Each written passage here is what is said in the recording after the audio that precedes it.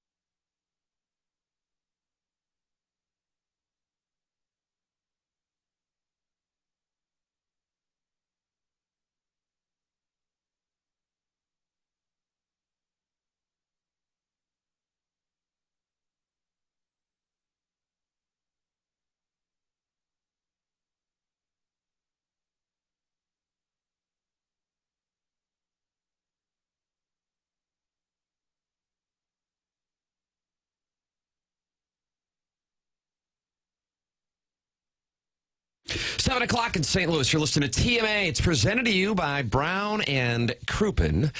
Tim McKernan, Doug Vaughn, Martin Kilcoyne, Jackson Burkett, Chairman Kurt with you on the program.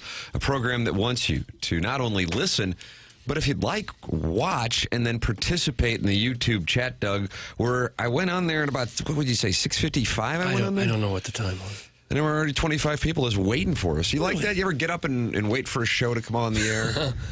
I haven't, but I would for this one for sure. Nice. If I weren't on it, I'm here early just to make sure I don't miss a word of it. Would you do a pre-show? Hop on the YouTube, do a little pre-show. And what would I talk about? Takes on Maryland? The dossier, the upcoming presentation. Preview the show. They used to do a Facebook at Fox 2 at about 4:50. They'd go around the newsroom. God. The news before the How many news. viewers were for that? Well, it eventually went away because I kept saying, why are we doing this? Well, it was the news before the news. Now, was this 4:50 a.m. or 4:50 p.m.? No, this is in the afternoon. Okay. Maybe it was 4:30. I don't know. But they would say, So you had to participate in this? every once in a while. So typically it was a news person sitting at their desk saying, hey, here are the stories we're working on. Was this Desir's idea? No, quite the contrary. And then they would come back to the sports office and say, hey, we see the Blues are playing tonight. Any guys want to join the news before the news? And Charlie's like, just about to head out, going to Parkway West and got a volleyball story, but maybe Martin can do it. I'm like, oh, I'm way behind on scripts, yeah. That was the news. Here it is. You're watching the NBC North Dakota News, your news leader in high definition. You ever been in North Dakota? Good evening, I'm Van Chu. That was his first night on the job. Yeah, I believe he uttered 2 FCC violated words, and the third word that he uttered was just gay. That was how AJ's career began and also ended that night, Martin, in North Dakota. Is he doing the news before the news somewhere else now? He is. He's doing HD2 somewhere. Ladies and gentlemen, you're welcome to get involved. Callier and Thompson phone lines. Chairman Kurt standing by. The phone lines, Doug, you have to acknowledge they are hot here on 101 ESPN. They are hot. We had some great calls yesterday. Yes, we did. 314-974-0101. How would you describe the filtering process to those familiarizing themselves with TMA here on 101 ESPN? Sure, the show's been on for 21 years, but it's only been on 101 ESPN for 3 months. There really isn't much of one. You call, and Kurt answers the phone, and if he determines that you have a pulse, you're on the air. Yep, that's it. That's about it. I don't know that anyone really gets turned down, do they? I feel like the 101ers are kind of elbowing, boxing out the TMA guys, don't you think? Is that right? Well, Doug wants to hear from caller Adam, Chairman Steve. Well, I didn't hear him say that. well, their calls are welcome if they keep it clean. They've won the caller of the year. Yeah. So, I mean, these guys got game. But John, who's very interested in the Chiefs this weekend, and Festus from Festus, who's been calling in. I just haven't been able to get to him. You can call in. Noted in the YouTube chat this morning, I see, Doug, Jackie Boy dripped out. That's from Tashara Jones Snowplow in the YouTube chat. When he says dripped out, does he mean he's wearing his Billikens jersey today? Yeah, I realize 71 people in a YouTube chat at 7:03 is wonderful to have. Doug, that doesn't necessarily represent a large sliver of the audience. So because this is still an audio medium, Jackson, can you describe to this audience what you are, as Doug calls it, dripped out in? I never say that. I'm wearing the St. Louis Billikens jersey that I was kindly gifted by AD Chris May. Very kind, wonderful gesture. It's the black script. What your mic is on, Chairman? That's all right. Let's listen. Let's listen in. Yeah, Doug, that was the peek behind the process. scenes. It was about a 3-second filtering process. Is Rich Gould still on the line? Black jersey with the script, the Lou logo, just kind of script logo, and I really like it. It's pretty sharp. Number 18. Yeah, I believe that's because the university was founded in 1818. Is that right? I would assume. Because up until this year, maybe last year, 18 would have been an ineligible number for college basketball, but that just changed. You also have a snazzy turtleneck underneath. Well, you lose a lot of heat in the neck. You got to stay warm in these cold weather. Really? That's where your heat goes? Right out of the neck hole? This is why people wear scarves. Shout out to Mo. Shout out to That Mo. hasn't been said in a long time. There's a new alliance. Ever since that grocery store meetup, I'm feeling pretty strong about the old Pobo. Oh, I didn't tell you. A buddy of mine, Marquette guy, the other day, we were talking. He said, hey, I just saw Mo at the grocery store. And I said, where? And he said, it was the Straubs in the West End. But I know for a fact that is not where Jackson saw him. Correct. And I thought, man, this guy is doing a lot of shopping for an off-season where he hasn't picked anything up. 969. Good news, Martin. The Blues lose last night. Yeah, Illinois loses last. What was that about? I can't figure out ILL. Maryland has Illinois' number, unlike it. They're 3-7 in the last 10. That's Juan Dixon? Juan Dixon, yep. 3-7 in their last 10 matchups with the Terps. So were you all over Maryland last night and got paid? No, I don't want to succeed off of the Illini's shortcomings. Wow, look at you. You're not afraid to stomp on the Blues, but you kind of kowtow to ILL. Tiptoes around them. Yeah, you notice that, Doug? Yeah, terrible second half. Yeah, rough. Free throw shooting. Got to hit your free throws and Borch. All right, Pestis from Festus is on the Callie and Thompson phone lines, and let's make sure we get him on today. Good morning, Pestis from Festus. Good morning, gentlemen, and thank you very much for getting me on today. Of course. Happy to have you. Yes. Okay, first thing I want to do is I want to acknowledge something you did on Monday, What's that? which made me and my family very proud. Oh, what was it? I woke up at 7:15, and you had me on filling the airtime Monday morning. Oh, best of. Best of. Yeah, the best of, and I appreciate it very much. Oh, good. Happy that we could do that for you. Yeah, you made me happy. Now, I have one other question. Oh, no. We're going to get ripped now?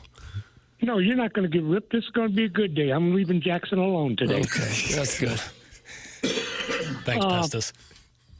Well, you're welcome, Jackson. I'm not going to rip on you for a while until after Kansas City wins on Sunday. Oh, there you go.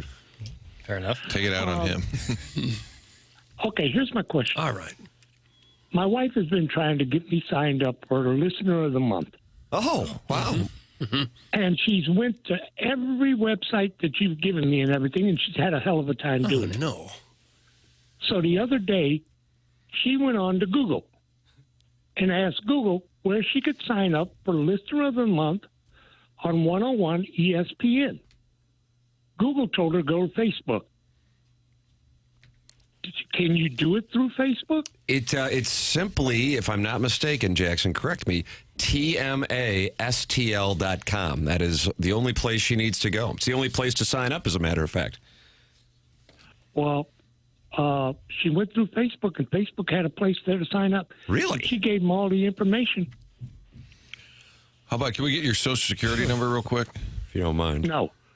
No, you will not. All right, Just checking. I just wanted to make sure we were on. I was going to help him out there. It's exclusively on TMASTL.com. I wonder what the hell this Facebook thing is, though. You know, I think Okay, so it's TMASTL.com. That's correct, sir. Yeah. And where do you scroll down to find it? Sure, I got that for you right here, Pestis and Festus. If you scroll down, maybe 1-2 scrolls, you'll see a big image, and it'll say "Sign up to be the Listener of the Month," presented by Margaret Tequila. So you just click on that, and then you'll be signing up. Takes about a minute. I would very much like to have that chance. Yeah, absolutely. Okay. There you go. Wow. a nice honor for I you. got to tell you something here. I mean, Doug, I know that there is an omerta, but I think Pestis from Festus would be live right now. I would say the odds-on favorites would be Pestis from Festus and the self-made stay-at-home Ledoux mom. It would be really tough for the self-made stay-at-home Ledoux mom to make history by winning the Design Air Heating and Cooling Email of the Month, being the first lady to ever win it, and then not win the Milagro Tequila Listener of the Month. That would be tough. That'd be tough to explain to your kids. Yes, I couldn't do it. Well, I don't want to discourage on women calling in or being anything, but if it comes down to me and her, that's your decision. Yeah. If I don't win this month, maybe I'll win next month. That's a great attitude. That's the attitude we need in this room, Doug. Nice dude, guy. Keep grinding. Okay, Jackson, who are you going for on Sunday? Oh, boy. Give me Fly Eagles Fly. Give me Buffalo. Is that emotional, or is that what you really think? Gambling or rooting? Thank you. Both. Both. Really? Okay. All right. You think the Bills are going to do it? Yeah. Fair enough. I like the do factor thing. I don't know who said that I don't yesterday, think but I'm with it. What time is it? Do I don't time? think the Bills will do it, and I don't think the Eagles are going to do it. I think Washington will honestly beat the Eagles. I'm with you. That's who I think is going to get there, too. Okay, so STL. Oh, yeah, we're back to that. TMA. That's the morning after. TMASTL. TMASTL.com. There you go, There you go. Pestis. Why don't you check that out? Okay, Call us that back will next week with an work for update. me. Okay. That will work for me. All right, I great. thank you very much, gentlemen. Thank Have you. a good weekend. You'll hear from me sometime either before the Super Bowl or after. Well, that'd be wonderful. Go, Doug. That'd be A wonderful. Wide window, but wonderful. Right. Thank you, Festus. Festus from Festus on the Collier and Thompson phone lines, 314-974-0101. Doug, would you want to give any indication to the audience what you would do in the papal conclave if you've got Festus from Festus on the ballot and you've got the self-made stay-at-home Ledoux mom making history if she is able to win the emailer of the month presented to you by Design Air Heating and Cooling? And that's going to put the man to the test. It will. I'd probably give it to Festus. I like his pluckiness. I like his campaigning for his own cause. Are you worried about me calling a misogynist? Yeah. Okay. Yeah. Because it would break me if someone were to call me a name like that. I don't think I could continue.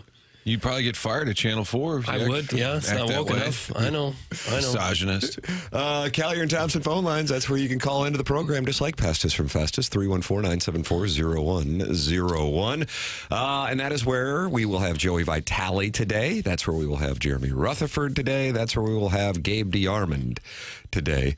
Colonel was texting me last night. He goes, "Who's this St. Louis starter packs guy, and why does he hate the Chiefs so much?" Oh, yeah. Because that clip is on Instagram. I guess it's on my account, and it's on the TMA STL account. Yeah. Doug, that's TMA_STL. Okay. On Instagram. And I was explaining, actually, St. Louis starter packs is brilliant. And he was his thing with the Chiefs, and I guess we can play the audio. We both kind of have it. I think from a big picture standpoint, as proud St. Louisans, the real core issue, I think, for us is we just think it's sad that we're at a point where, all due respect to the Battlehawks, of course, and I know they're passionate fan base, we have minor league football, and we are now at a point where we are cheering for a team across the state when we were at one time a monster metropolitan area that was trending in one direction, and it's trending the other direction. I think if I were to try to sum it up at its core, I think it's that. So anyway, that's what the way I would explain it. But Doug, Collier and Thompson is the sponsor of the phone lines. That's where Festus from Festus was. Yes, Collier and Thompson is your go-to source for every design consideration. You know, it's hard to know who you can trust to be in your home when you want a remodeling done, and will they back up their work? Yes, Collier and Thompson stands behind every job that they do. During the process, they are always available for you. The Collier and Thompson team cares about the work they produce. For them, it's more than just a job. They take pride in the work that they do. Collier and Thompson's core values are summed up by doing the right thing. That's what's important for them. It may cost them a little extra time and dollars, but that is what sets them apart from the competition. All of their carpenters and subcontractors take care of customers' home the same as if it was their own home. They have quality people working there at Collier and Thompson, like Matthew, the customer service manager and appliance installer. They've got Stacy, the appliance manager. They carry nothing but the highest quality appliances there, and Stacy can walk you through that. You ought to go on their website, collierandthompson.com. Check out some of the reviews that they have. Many reviews from people who are very positive. Oh, here's one now from Shirley C. Helped design a new kitchen, finished project on time and within budget, took care of everything professionally, and still helping on minor things after completion. They've made Shirley C. a very happy customer. They've made hundreds of St. Louisans over the years, maybe thousands by now. Happy. They've been in business since the 1960s, so they can, since the 50s actually. 165 years of experience with all their people combined. Quality that will last without another remodel. You only got to get a remodel maybe once or twice while you're in your house. If you're going to do it just once or twice, do it right with the folks from Collier and Thompson. Collier and Thompson on Manchester and Baldwin, next to Uncle Bill's Pancake House. Collier and Thompson, come home to quality online at collierandthompson.com. Many reviews for Festus from Festus's call on the Collier and Thompson phone lines. The recovering alcoholic says, "Tim, can you offer Festus my wife? I will guide his hips for him." Oh, come on. That's from the recovering alcoholic. Boy, that's more than a cuck, isn't it? He's being too helpful. It's Carlos Spicy Wiener, who I think's going into the Hall of Fame, says, "Guys, if Festus from Festus wins, will the prize package also include a gallon of prune juice, a How to Use the Internet for Dummies book, and a bulk supply of Werther's Originals to keep this guy occupied?" That's Carlos Spicy Wiener. Orson Woods Wacko, is it possible to electrocute people through the phone? If so, this guy needs to ride the lightning. Don't you like that term, ride the light? That's the Orson Woods Wacko. Flip Wilson wants to know, can you guys have Festus say, "All right, gotta go now"? That's from Flip Wilson. And there's a suggestion that we send him an anyone but the Chiefs hoodie because he would not know anyway. Oh. And then also Brian Henson says, this guy is a more grounded, less nauseating Jake Reynolds. He's growing on me, sort of like a brain tumor. Okay, so TMA STL, hearing Colts, Jaguars, and Anchorage, Alaska to open next season. Working to confirm. Hi, Doug. Hashtag free perk. Doug, that's from Brian Henson, who covers the Colts, and he's hearing they're going to start the season in Anchorage. And he said the guy's growing on him like a brain tumor? That's not pleasant. Right there, right there. That's not pleasant at all. He wants him to ride the lightning. Oh, gosh. I thought guiding his hips was the funniest thing of it all. I think Festus and Festus is a fine man. A gentleman, even. Yes. Quite the gentleman. He's not ripping Jackson today. He's waiting until Monday. He's going to call back. When's he calling back, Tim? Monday, all day. Monday, probably at 7:01. Well, is it either before the Super Bowl or after the Super Bowl? It's a wide delta. I'm with Tim. He'll be there Monday? Absolutely. 7:02. 7:01. And God bless him for it. Good on him. Amen. Watch the program, participate. Timothy Chalamet's Sheer Stockings is talking to John Scores and coaches John and Dean Ellis in the YouTube chat. YouTube.com/TMASTL is where you can watch the program, courtesy of the Air Alliance Team studio cameras. Tim McKernan, Doug Vaughn, Martin Kilcoyne, Jackson Burkett, and Chairman Kurt manning those Callier and Thompson phone lines at 314-974-0101. This is The Morning After, presented to you by Brown and Crouppen on 101 ESPN and the TMA STL YouTube channel.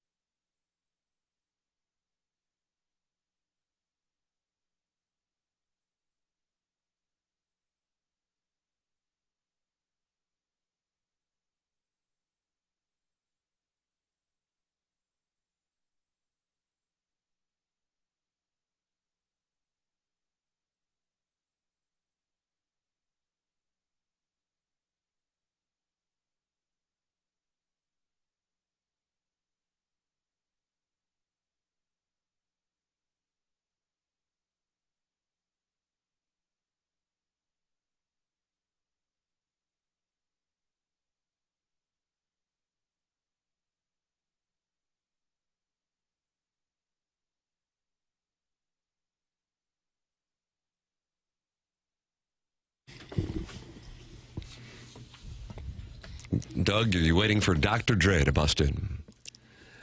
I'm not sure I would recognize him if he did. No. Lyrically, I don't think he'll be here today. Oh, I thought he was coming on our next game. Jackson, is he going to join us? I know we have Joey Vitale and Jeremy Rutherford and Gabe DeArmond, but is Dre coming up? No, but Snoop Dogg is coming in the 10 o'clock hour. Is that right? It'll be fun. Okay. You ever work with him? I would know him. Yeah. Big NFL guy. Blew through the Fox 2 studios a couple years ago. Is that right? I have a picture of me and Snoop, which my kids think I'm a total dork. All right. They think the picture of me and Snoop is like the coolest thing. Well, how and why was he in the Fox 2 studios? I don't know what show he was working. He's got a million shows. Yeah. It might have been related to Martha Stewart, and it was on the CW, which was a Rich Gould vehicle. And he was in the building, and I think he even cut a promo. And the next day, he did an event in town, but he was smoking a huge blunt. I know that was a surprise. But he was wearing a Fox 2 shirt. And I tweeted out. Now, this is some coverage you can count on, which is our slogan. And they made me take it down. And I said, "What? He was in the studio yesterday. He's wearing a Fox 2 shirt. Who cares if he's smoking pot? Who cares?" Was he against news before the news? Maybe that's what protesting. I'll find it for you, fellas. Martin, you've decided to make this a Francesa Friday. I think so. Now, Mike Francesa, friend of the program, would do a show.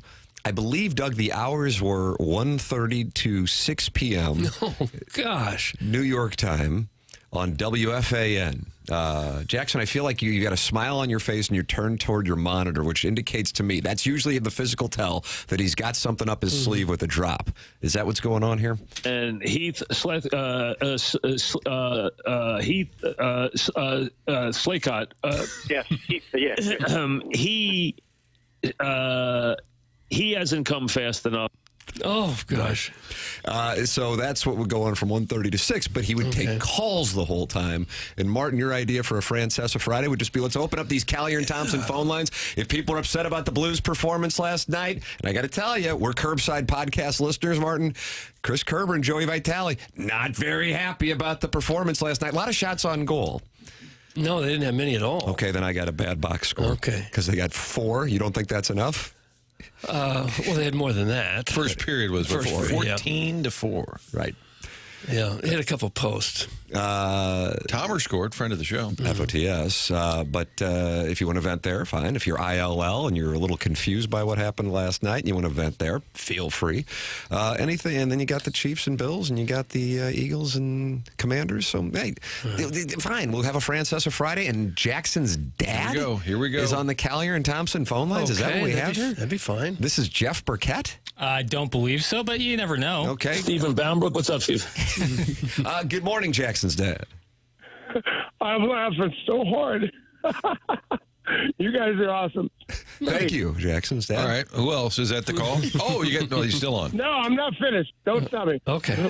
No. I mean, I'm from Festus, too. Well, the signal comes in loud and clear down south, doesn't it, Doug? It must. Yes, it does. You know, I've been listening to you guys since 5:30, and loving that you guys have been together for so long. But anyway, let's get to the playoffs. You know, I mean, you can't bet against Patrick Mahomes. But here's what no one's talking about in the media or anything. Andy Reid is the difference. I've heard that. Yeah, he's pretty good. The Why do you national like him so media much? is not saying anything because he wins. I mean, sure, Patrick Mahomes is on the field, but Andy Reid is the one that is choreographing everything that happens. He makes the decisions, and he doesn't make mistakes like every other coach. Mm-hmm. I mean, I was a diehard from conception. St. Louis Rams. Season ticket holder. I mean, I cried when they beat the Buccaneers to get to the playoffs. Did you really? I've been there. Yes. Club seats, 301, baby. Oh, Doug, section 301. Showing off Suck your it, wealth Doug. now. Yeah. How much Chiefs gear do you own now? None. Okay, not that funny. Okay. I got me an immediate chuckle. It was. Let's but, have more kids. I could never be a Chiefs fan, but I do believe in the Chiefs. Honestly. You and Dan Marshall. So you're not a fan, but you think that the Chiefs are a really good play on Sunday. You can't bet against Patrick Mahomes and Andy Reid. I mean, look what they've done. I actually do share the sentiment of Jackson's dad. Now, Jackson, for the record, is on the Bills. So, Jackson, do you want to wager with your father? Yes, he does. What do you got? He's got a lot. He was sitting in club seats at Rams games. Yeah. All right. If the Chiefs lose, oh my God, I can't believe I'm going to say it. Oh, go ahead and say it. I'll put a Bills tattoo on my chest. Oh, wow. Boy, I thought we were just going to do $5, but Doug, the stakes have been up. So we'll get to see you topless. His mom's trying to be an apprentice for tattooing, so she needs a canvas. Well, why did you pick the moniker Jackson's dad? Well, I already got one on him. He loves Sonic, so I've got a Sonic TXC with his name and birth date on it. Did I drop peyote or something? What was that? I'm not sure what that means. Are you Sonic? The fast food place? Yeah. But EXC is the guy that's crazy with blood and going, to kill everybody. So he likes that too. Okay. So there's going to be a large Buffalo Bills tattoo, permanent? On the right chest, yes, sir. On the right chest. Jackson's dad, are you related to Big Al in any way? No, Tim. Okay, I wasn't. Okay, Jackson, what will you do if you lose the bet? Yeah, Jackson's dad. What do you want Jackson to do if you're wagering and you're putting up your barren chest? Oh, well, now he goes with me to a certain restaurant every Super Bowl, and we watch it. And he's finally watching the entire game. Who is this? Who does? My son. Oh, he's okay. 6 years old. All right. And so I've been taking him ever since he was 3. So now he's 6 years old. And last year he actually watched the entire game and was actually getting into it. So I've been talking to him about it. Guess who he wants to win? What? The Commanders. Oh, be darned. Wow. Is your son named Jackson? Yeah, Jaxon. Oh, okay, so it has nothing to do. We thought this was like a reference to Jackson's dad who drove him into work a couple weeks ago. Our producer is named Jackson. No, not even close. That's my son. No, why would we think that? I would put Jackson's dad on my chest. Oh, okay. Oh, okay. So Jackson's dad, people are concerned that you either just stopped drinking or just started drinking, and we're trying to decipher. So you're betting with your own child? Is that? And chest. What? Yes. No, he's not getting a tattoo. Okay. Only me. Right. Do you hit the demon rum pretty hard? No, I hit the American Honey kind of hard. Okay. American Honey. Is that a Lady A song? American? Was that like 2010? American Honey? Don't know the years, yeah, that's exactly what it is. Okay. It's a country song. Okay. That's what you. That's Hillary Scott, and she's the lead singer. Right? I think so. Hillary Swank? No. $1 Million Baby. No, You're not upset Hillary about Swank. that being. Jackson's mad about $1 Million Baby being the best picture. Depressing movie. Manipulative. Oh, I love that. Clint Eastwood's the man. Yeah. Are you working today? Jackson's Not dad? surprised. No, I just got off work. I work on the barges on the Mississippi. Really? Just got, thank Boy, you Jackson, for your you don't respect the working man. That's what I know about you. Clearly. Are you a barge pilot? No, I'm actually on the deck working on the barges. Gosh, that's got to be hard work. Cold as the Dickens, Tim. Amen. Yeah, it's colder than you know what. Oh. Yeah, you know. Yeah, what? Which is you know what. Jackson's dad, you're welcome to call at any time on this Francesa Friday. Wonderful to hear from you, and the wager has been posted. And we really thought this was a guy playing the role of Jackson's dad, but alas, it's just Jackson's dad, a different Jackson. Thank you very much, Tim. Man, I love your work. God bless. Thank you. There's 30 years. Thank you. That's Jackson's dad.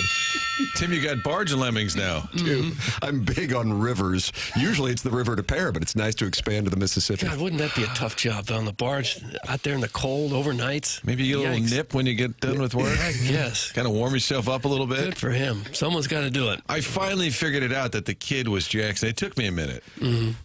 Jaxon. You are Jackson.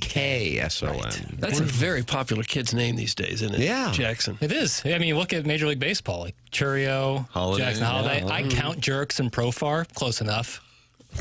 Gosh, I don't think you can. I'm counting If you're it. illiterate. I'm taking jerks and profiles. I think Francesa Friday's off to a great start. I'm excited about it. I don't know if the texters agree. Well, the texters, the tradition on this program that almost everybody who calls in is asked to drink bleach. That is a tradition. Hell, we could have a T-shirt for it. And so that is a theme. And Martin, as you know, you're new here. Yeah. And so when you see the text saying drink bleach, that's just kind of the way they're welcomed into the program. It's like the paddle swat at the Sigma Chi house, you know? Okay. Someone is almost definitely going to demand that this last fellow throw himself off the barge. Well, you're right. The texts are coming in so fast that they're actually behind. Do you want to guess what the two most popular baby names, number one for girl and number one for boy, in 2024 were? See how close, if anybody can get it. Girl and boy. How about Aiden? I hear that a lot now. A-I-D-E-N. Taking a shot? No, yours is just one of two or three Aidens that I know now. Is it Jackson? No. Jason? Jared? No. What's it start with? N for boys. N. This surprises me, I have Nicholas. to say. No. Nico. Nimrod.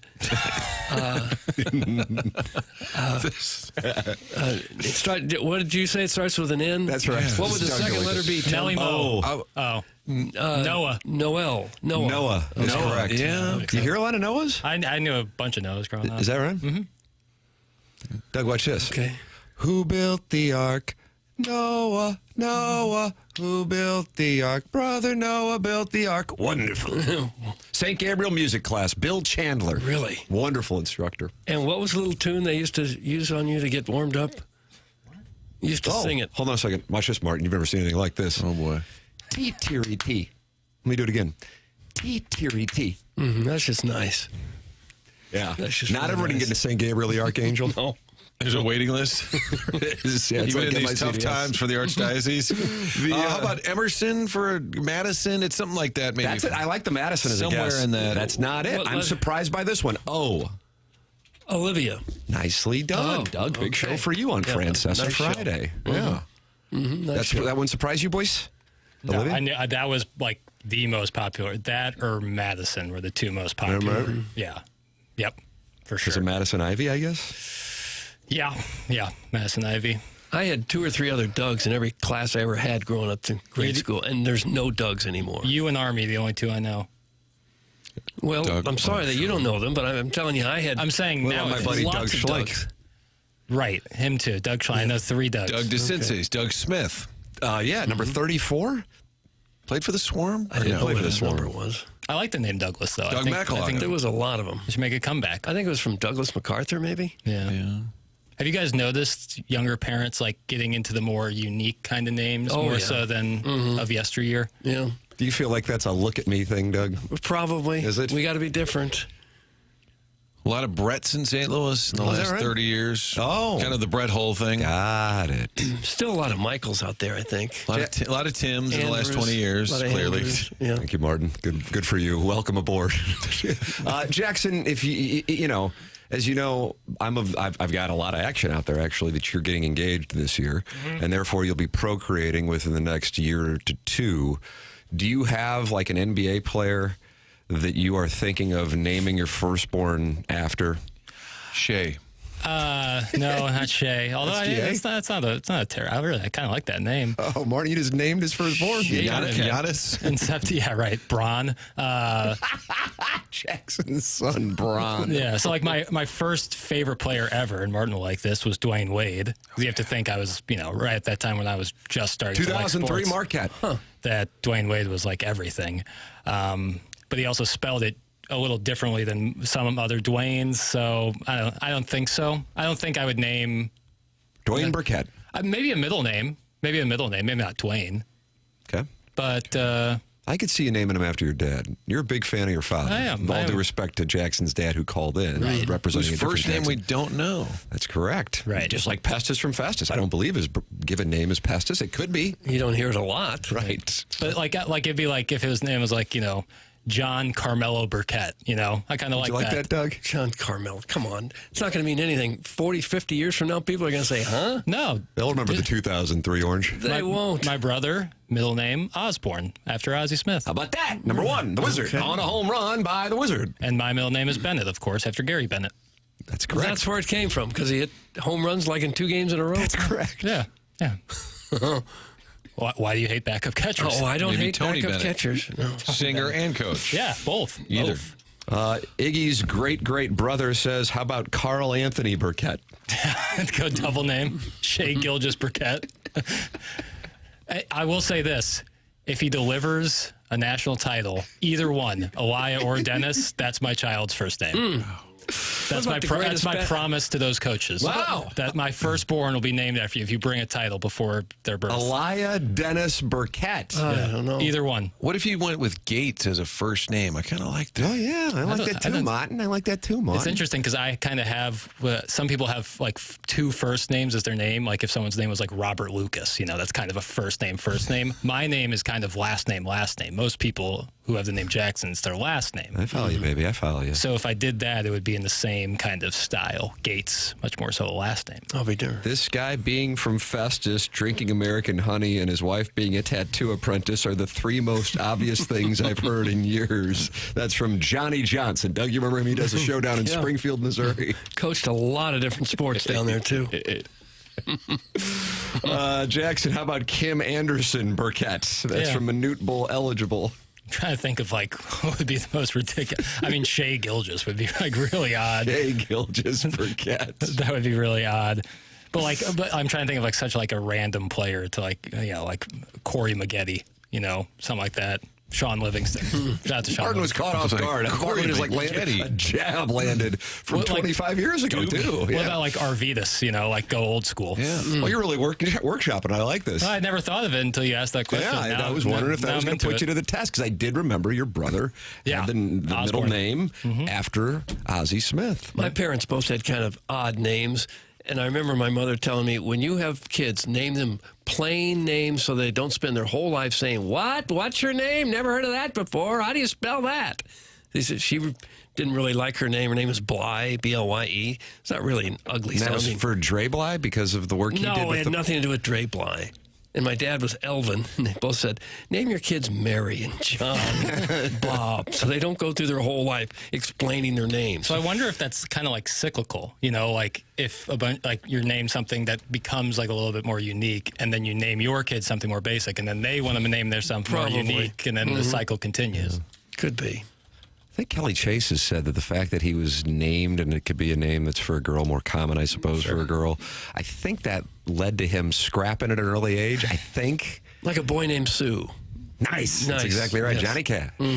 Yes. Yeah, that stands. I like a unisex name. I like the name Kelly for a guy. I think it's great. So you're thinking about that. So Kelly Gates Burkett. Yeah, I'd be into that. Or Dennis, like win a title and my child's name is Dennis. Got it. Dennis. Yeah, after D. Gates. If he brings a title to Columbia. Okay. So Francesa Friday is consisted of 2 Festus calls? from Festus and Jackson's dad from who Festus. also was from Festus. Manute Bowl eligible suggests we have a quota on calls from Festus, which would that eliminate JR? No. No, he's North. Imperial. Yeah, he's Imperial. Imperial strong. JR will be with us. So Joey Vitale, and so will the Colonel. And you can be with us as well here on Francesa Friday on TMA, which is just basically phone calls nonstop. 314-974-0101. Attention business owners, did you know fire codes require your company's fire alarm system to be inspected and maintained by a certified fire alarm service provider? It's not just about compliance. It's about protecting your employees, customers, and property. That's where EDF Group's Fire and Security Division comes in, proudly serving St. Louis and beyond. EDF Fire and Security specialize in keeping businesses safe and secure. From expert fire alarm inspections to advanced commercial security systems, they've got you covered. And it doesn't stop there. With 24/7 fire alarm and security monitoring, you'll have peace of mind knowing your business is protected every hour of the day. Don't wait until it's too late. Call EDF Group's Fire and Security Division today and let them help you stay compliant, secure, and safe. Visit the edfgroup.com or call 314-993-8053 to learn more. EDF Group, your partner in fire safety and security. Tim McKernan, Doug Vaughn, Martin Kilcoyne, Jackson Burkett, Chairman Curtin manning the phone lines on Francesa Friday, 314-974-0101. Email in. I mean, Martin, we had a flood of emails yesterday as I get the sense that kind of like Augusta National, the elite emailers in the history of this program do not want a lady in their club. That's what I'm sensing. Yeah. And so a bunch of people came out yesterday and they kept the self-made stay-at-home Ladue mom from winning yet again. Her magic number is 3 to win the month of January. Send yours in the morning after at InsideSTL.com for the Design Air Heating and Cooling email of the day. Coming your way at 10:50. Joey Vitale at 8:15 on the Blues debacle last night. Jeremy Rutherford coming up along with Gabe DeArmond. This is TMA presented to you by Brown and Crouppen on 101 ESPN and the TMA STL YouTube channel.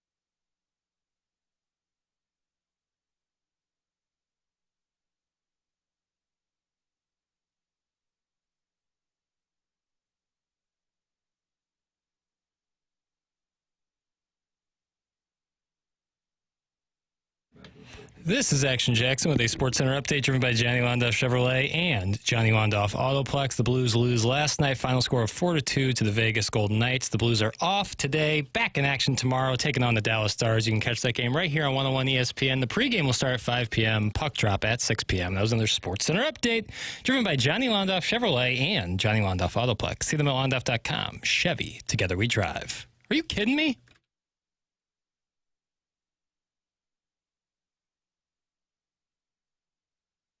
One ESPN podcast brought to you by Schaefer Door Company, and the YouTube is active. Boy, that Timothy Chalamet sheer stockings. He's starting to establish himself as a presence in there. Is he really? Yeah, he is. It's fun to see. And you call him the jawline king, Jackson? Yeah. Yep. Although Christian McCaffrey might be taking his spot. Wow. Yeah, you can cut a slice of provolone with his jaw.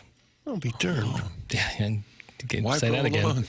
Well, just, pick any of your cow's milk cheeses. Cut that off. I don't understand how this segment even started. Yeah, that was just referencing a guy in the YouTube chat. On his sheer stockings. Cow milk cheeses. You ever wore a guy's jawline? You ever wear sheer stockings? Clip that off. Can't say that I have. No. I was going to visit the blue shots on goal situation. I feel like now I don't know what to do. Well, is there a cheese that doesn't involve cow's milk? Yeah, goat's milk cheeses. Goat milk. Okay. Mm. All right. And what do the sheer stockings have to do with anything? Oh, that's his name. Oh. Timothy Chalamet's sheer stockings. Oh, okay. It's fun with alliteration. I see now. Yeah. You can go in there. It's youtube.com/TMASTL, and we're having a Francesa Friday in which we're just taking calls. 314-974-0101. So far, no calls from any area other than Festus.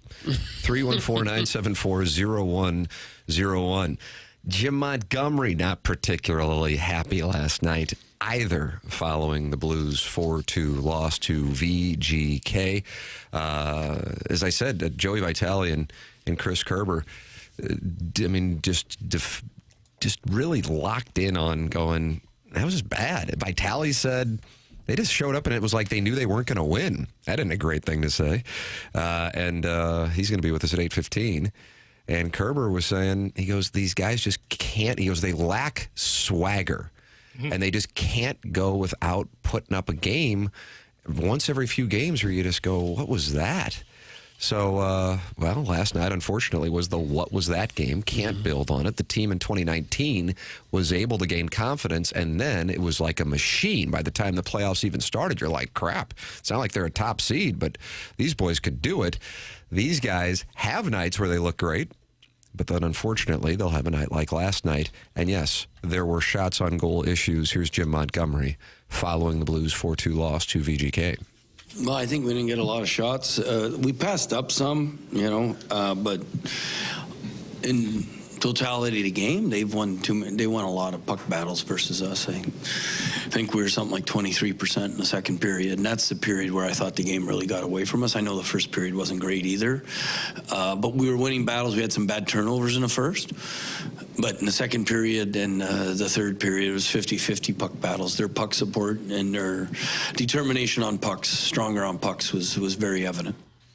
And in addition to that, now while friend of the show Robert Thomas got a goal, Martin, we made the observation that when you asked him, and it was the right thing to do, about getting benched in Utah on Saturday, the answer was a little brief, but it is a focal point right now. And Jeremy Rutherford wrote about it this morning, the slump that he's in, the work that he is trying to get going with Pavel Buchnevich, and how they're trying to get that line going. Here is what friend of the program, Robert Thomas, had to say last night.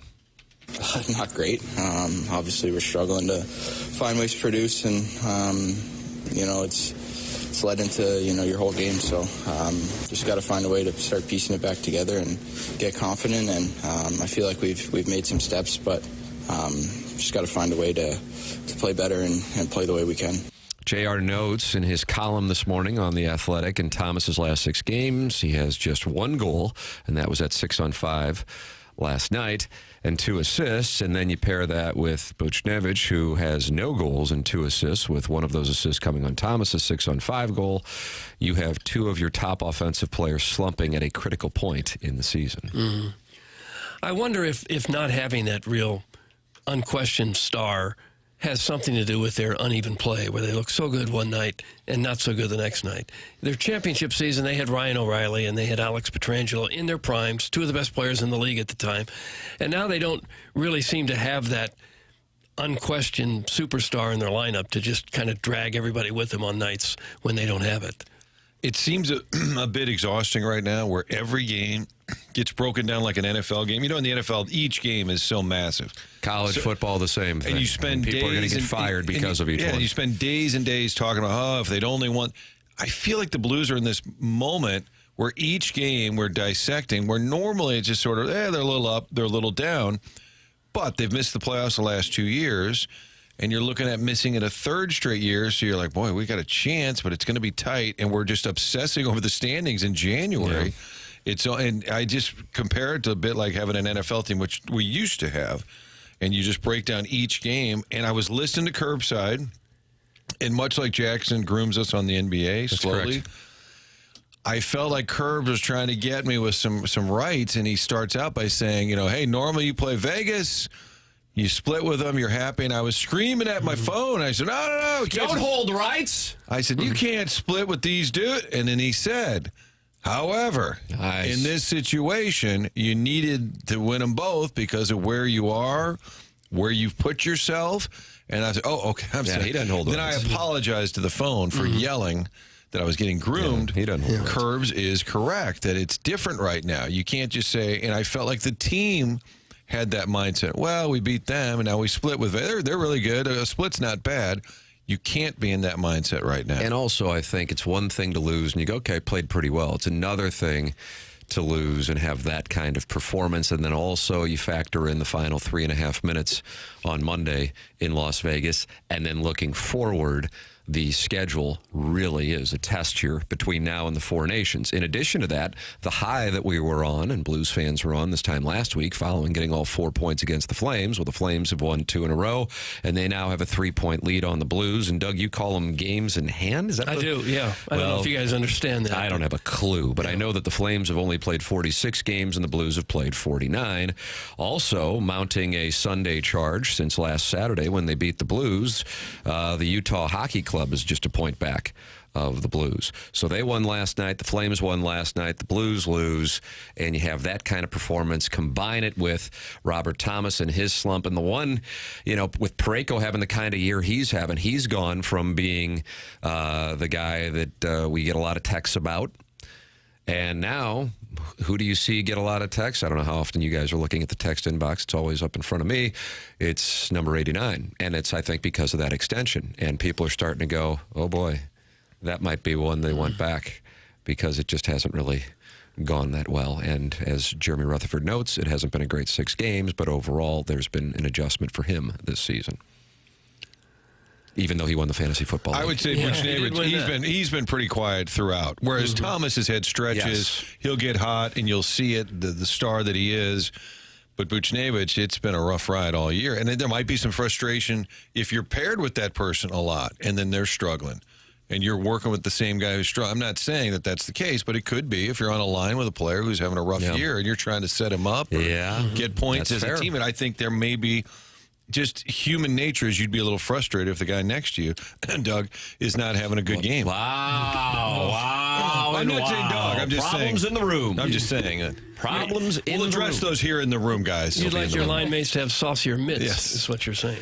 Another thing that I noticed, and I could be off on this, I want to make this crystal clear, and it just might have been an observation he was making.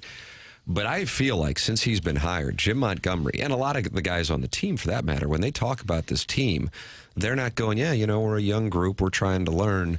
That the mindset has been, this is a playoff team. Now we know it's going to be tough considering the hole we're in. And last night, and again, I could be reading too much into it, he said following the game, that team over there, most of those guys have won the Stanley Cup. And for us to see the way they respond, the way they perform, that's a championship mindset, and that's something this group needs to learn. In other words, starting to talk about, okay, maybe it's just not there, whether it be for talent reasons, experience reasons, take your pick of whatever it is. That was the first kind of, I don't know, the first time I've kind of heard that, okay, it's just not there yet. And again, I might be extrapolating too much. In addition to that, Kerber always has Steve Ott on with him right after the game comes to a conclusion. I mean, literally seconds afterward. And Ott was here as a player with the Blues at a time when they were kind of building the foundation with some young guys to get into the championship window, and asked him about that and how you have these learning experiences that the teams go through when they have some younger players and they're trying to compete to get into the playoffs and put themselves in a position to go on a run. So that was the first time because, again, they just haven't been able to carry the momentum from last week. And even though they did get the 2 points in Vegas on Monday night, man, they were dancing with the devil there at the end. And then to have the kind of performance they had last night and Utah, you go, all right, maybe it's just not there. Even though there are a bunch of games left and they're only 3 points back. I don't know. I felt like this is a little different tone. Even though, Martin, I agree with you, we're breaking games down like it's one of the 12 you play in college football or 17 you play in the NFL. I sensed a different tone after last night because you're playing a championship caliber team and you just maybe saw the gap that was there. Yeah, and I think at some point, like we were playing this clip at the old Two Fox last night. We got on this little riff about maybe they're just not that special. We keep thinking, oh, they're going to go on a run. Oh, they're going to go on a run. So we started playing the George Bush clip where he said, fool me once, Doug. Fool me once, shame on you. Fool we won't get fooled again. Oh, that's what he said. It was an expression down in Texas, or was it Tennessee? Do you have that clip, Jackie? I have the J. Cole version from No Role Models, which is the preferred version. I think you like No Role Models, right? They've lost me now. Okay. The point is, music for next segment. I'll have it. The point is, maybe this is who they are. They're just going to be sort of frustrating you all year. Right. Don't get too sucked in. Don't invest too much emotionally. I'll tell you one that got away, and I'm not going full Arozarena, but I just keep when I see Barbashev on Vegas, I was like, well, and I know they were moving guys that were going to be up, and you had to re-up and all of that. They got Zach Dean in return, and I don't know where he is these days. Doug has a Dean jersey, so you probably know where. I know. I remember Jimmy Dean pork sausage. Right. Is he related to that family? I don't we were talking Dean College yesterday. They were ranked like 760. Yeah, Richard Belzer went there but was expelled. That's correct. But Ivan Barbashev, and he's just a really good player. And he's making $5 million. Booch is making $8 million. So it goes back to that cardinal question, like how you spend your money. Yes, indeed. In fairness on that one, my understanding was that wasn't going to be one they were going to be able to lock up. And I think that was like, okay, let's get something for him. But yes, he is having himself a lovely little time with VGK. You're welcome to give your thoughts. It's a Francesa Friday here in which callers are welcome to be on the program via 314-974-0101. Compete for that Design Air Heating and Cooling email today. We are heading down the stretch. Only 5 more in the month of January, and the self-made stay-at-home Ledoux mom is in a spot to make history. You can keep her from making history, though, by winning yourself the morning after at InsideSTL.com. That's the Design Air Heating and Cooling email today, which comes your way at approximately 10:50 every day here on TMA. Dr. Brandon Pryor is a longtime sponsor here on the morning after.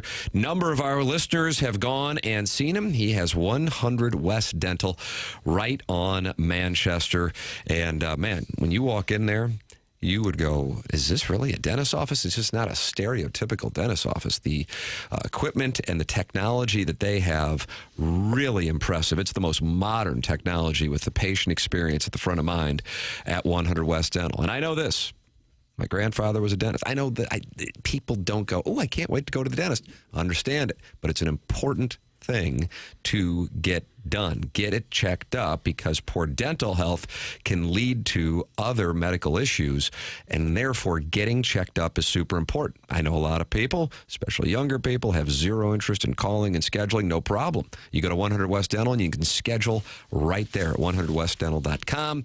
Just check the calendar online for availability and book right then and there. No dental insurance? That's not a problem. The membership plan aids in the cost of dental work for those who don't have dental insurance. It's 100 West Dental. And if you're interested in Invisalign, mention my name and you get $1,000 off Invisalign at 100westdental.com. That's Dr. Brandon Pryor, great guy, friend of the show, 100westdental.com. Tim McKernan, Doug Vaughn, Martin Kilcoyne, Jackson Burkett, Chairman Kurt manning the Collier and Thompson phone lines on Francesa Friday.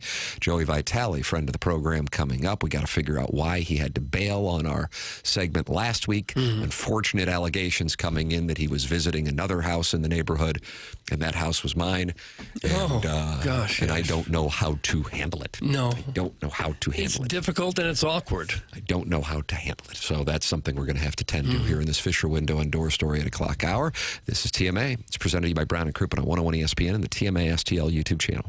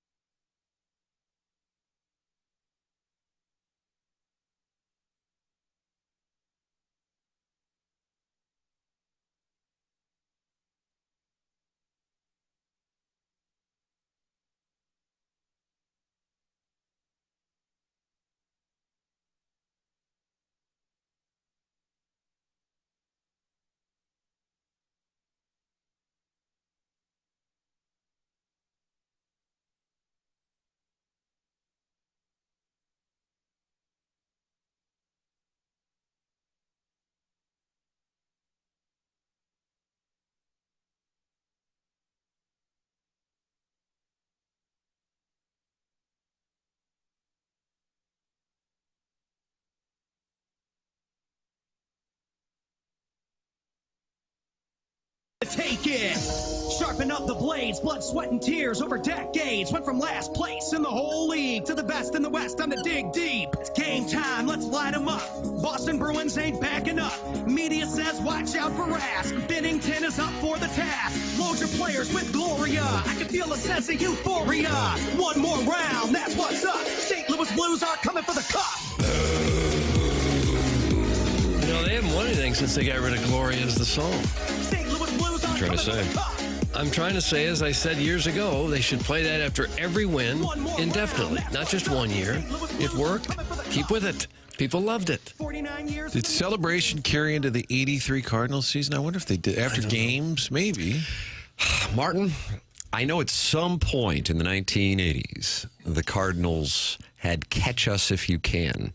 I think it was the 86 season, and unfortunately, the 1986 Mets won that division over the Cardinals by about 50 games. Mm-hmm. Wasn't close. That's right. It's over in June. 1985 was?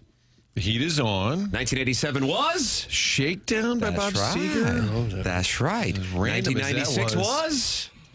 Ooh. Macarena? No chance anybody gets it. 96. They have initials? It doesn't matter. Oh.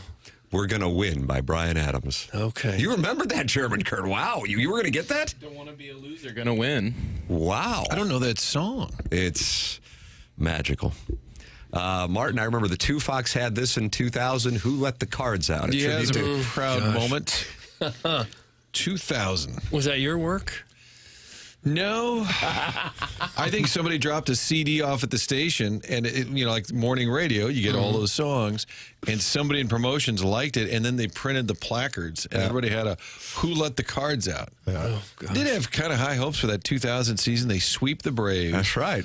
Live on Fox 2. I think it was a Saturday, and I'm doing this. It was. Were you down in Atlanta for that? No, I was in the studio. Boy, those gentlemen in that clubhouse getting after it. They had some imbibing. There were a couple members who were passing out, and I was like, "This is great," because I was only a year removed from being in Columbia, Missouri, so that's what I was used to. Mm-hmm. People passing out all around you. You guys want to hang out later? So they land in the tarmac, and we had a news reporter. Victoria Griffin is covering the team arriving. And I said, hey, Vigna plans on being on the Sunday show. He agreed to come on the Sunday show. So I said, will you remind him, that he doesn't forget what he's getting off the plane. We're live on Fox 2. Hey, the Cardinals have arrived. And Vigna is waving at all the cameras. He knew how to play it up. And she yells live, are you coming over tomorrow night? And he goes, yeah, I'll be there. I'll see you tomorrow night. And then they come back to me, and I said, I believe that would be here on this couch next to me for Sports Final, which is what we had talked about earlier. But it did seem a little awkward with the live exchange on the air. Take a listen to this, Doug. It'll get you fired up. Okay.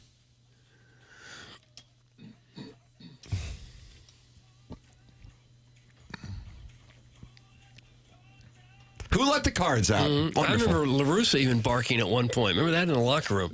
He got into it. That could have just been an ARF thing, though, right, Martin? He was required legally to bark when they would barking win. Once. He would run outside at the old stadium. He liked to listen to the horns. When people were honking their horns, he would run out of the clubhouse. Really? I swear to you, if we ever have him on, ask him about it. He would, while they're all celebrating and having a great time, champagne, he liked to run outside because people are like all excited, just hitting their horns. Not Bruce Hornsby, but he loved horns. He did love horns. Both of them. Yeah. I'm telling you, that was one of his things. Wasn't there something about him jogging with like a stone cold shirt on? I was on my way down to KMOV, but right before Game 1 of the 2002 NLCS. And I nearly hit him on Broadway, and he was wearing like what would be Lululemon now, spandex pants and a Goldberg T-shirt, which was the wrestler Goldberg. And I thought, this couldn't be any stranger. I nearly hit the manager of the team, and he's wearing a Goldberg T-shirt. And I asked him about it. He goes, I've been winning with that thing. Did he have a Walkman? He always had like the old school Walkman. Yeah. That's right. Was he wearing shorts over the leggings or just leggings? I don't know. I just remember the Goldberg T-shirt. Your question's a fair one. Yeah. I don't recall on that. All I know is this. When I think of that, when I think of 2000, we just talked about yesterday was the 25th anniversary of Ricky Pearl's catch. in a week or now 6 days, it'll be 25 years since the Rams won the Super Bowl. I know, Martin, you're hosting a thing for that. The MAC on February 20th. Yeah. The great Mark Milton asked me to join him for that affair at Dick Vermeil's going to be their pace. I think it's Torrey Holt, Dick Vermeil, so they have a dais. Doug Dais. Oh, Vermeil, really. Holt, Pace, Mike Jones, Adam Timmerman, and I think 2-8 Marshall is trying. He really is trying. He wants to be there, but he may or may not be getting into the coaching game. So I saw your Twitter tweet about that. He's kind of waiting to see what squared. I think Prime does. I believe the reports are. I didn't say it, but the reports are that he's going to join Prime. Marshall Faulk coaching in Colorado. I didn't say it, but apparently it's out there. And it was Jackson's dad who said it. If he takes that job, he needs to schedule around it, but is hoping to be there. But yeah, great night at the MAC on February 20th. So you had that in late January 2000. 2 months later, the Blues would win the President's Trophy. High hopes for potentially a chalice following the Lombardi Trophy. The Cardinals, a team that friend of the program Jim Edmonds says he thinks was next to the 2004 team, the best team he was on in St. Louis, certainly the funnest one, he said, that 2000 team. There were some characters on that team, probably one of the reasons why guys were passing out. But unfortunately, I think the Ankiel thing was too much to overcome, and when he went back out there to start in the NLCS against the Mets, I think people thought, oh, that was just a one-off. And then the first pitch, Doug, you remember Timo Perez? He was the leadoff hitter for the Mets, and it went sailing by his head, and people started laughing. Right. And then the next pitch, it happened again, and then it was like silence, like, oh, God. Mm-hmm. He's done. Yeah, I was at that game, and I saw him warm up between innings. He came in and warmed up, and he threw a pitch so wild it almost hit Mr. Met, who was standing behind the catcher by the backstop. And I asked Ankiel about that after the game. I don't know why he did. I said, you almost hit Mr. Met. And he says, got to be heads up back there. Well, that's true. Yeah. Remember the skipper made the announcement to pitch Ankiel instead of Darryl Kyle, the old switcheroo thing, but it started with the Braves were the heavy favorites in that series for whatever. Yeah, I forget the standings, but everybody was picking. Sure. Well, I mean, they were throwing Maddox, Glavine, and Smoltz. So they picked everybody, and they asked the skipper about being the underdog. He said, yeah, I was driving in, man. I heard Jeff Gordon say we can't win, so I guess we got to show Gordo. And he takes a shot of all these like national, Jason Stark and all the ESPN and New York Times are probably in there scribbling their notepads like, what? This comes down to showing up Gordo? Did something catch on fire in the dugout in the fourth inning? There was like a small fire down near the end of the dugout, and Corey Patterson stomped it out. Oh, I missed that. I don't know. That was Calvin May asking if Tony had spotted a small brush fire in the dugout. Yeah, you have to be aware of fires in your own dugout. Was it a hot foot? I'm sure they lit somebody's shoe on fire. That seems like a prank that could go really wrong really quick. And the thing was, they were in the midst of the run in 2011, and it was a random day game against the Mets in September. I think friend of the show, Jason Isringhausen, pitched in it for the Mets, and it was brutal. You're like, oh, the season's over now. Right. And then Cal May starts things off by asking about the brush fire in the dugout. And Someone's foot was on fire. Corey Patterson, forgotten in the famous Colby Rasmus trade. The one thing that he did do that year was stomp out the fire. I was going to say, is the most famous thing Corey Patterson did as a Cardinal was stomp out that brush fire? The answer is that is yes. Which lives in, forever. We don't talk about Octavio Dotel as much as we talk about Corey Patterson stomping out that brush fire. Octavio Dotel would like to make the sound of the rally squirrel anytime he could get a chance. And Doug, here's what it sounded like. He would go... Oh, gosh. Somehow Octavio Dotel had determined that's what a squirrel sounds like. Good as answer as any. Man, he was lights out, too. He was. Really good. Octavio Dotel. Design Air Heating and Cooling email of the day. Send yours in, Doug. DesignAirService.com. The great Seth Cole. I was texting with him like an hour and a half ago. Oh, really? Yeah, he's a good guy. You got problems at home? No. He had seen a picture I had posted of my crew at St. Gabriel's on the TMA fan page. And he said, that's Paul Crow. And I said, you're damn right, it's Paul Crow. Probably another happy customer, this Crozy we're talking about. There have been a lot of the happy customers around St. Louis because the business has been around Design Air Heating and Cooling since 1904. They've served over 10,000 St. Louisans to make sure their furnace and air conditionings are running properly. It's the longest-running TMA supporter and advertiser on the show, known for their honesty and going above and beyond. Their technicians, extremely professional. I've had a couple of them out to my house over the years, and you know what I like? They put on those little booties over their shoes so they don't track in any dirt. They think of everything. They've been around forever. It's a customer-first attitude with Design Air Heating and Cooling. Their website, easy to navigate with the convenience of online scheduling now. For all of your heating and cooling needs, choose Design Air Heating and Cooling. That furnace absolutely has to be running as efficiently and properly as it should right now with these cold temps. So let Seth Goldcamp and his team make sure that you are comfortable in your home throughout the winter. Find them online at designairservice.com. Joey Vitale next here on TMA 101 ESPN and the TMA STL YouTube chat.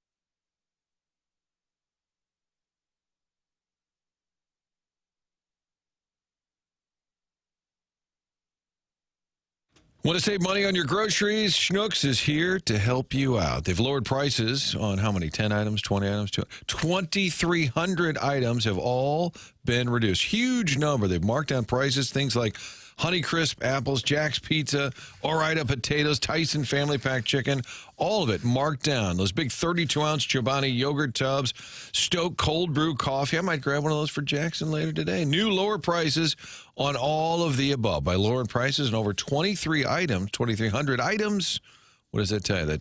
They're bound to have lowered the prices on something that's normally in your cart. When you go shopping, you know it's expensive these days. They're going to help you out at Schnucks by lowering prices on more than 2,300 items. Check out the digital shelf tags as well around the store, finding even more items with more lower prices. That's everyday savings that you can count on at your local Schnucks. New lower prices every day on 2,300 items. I don't know why it's so hard to say. It's 2300, 2,300. Stop by your neighborhood Schnucks.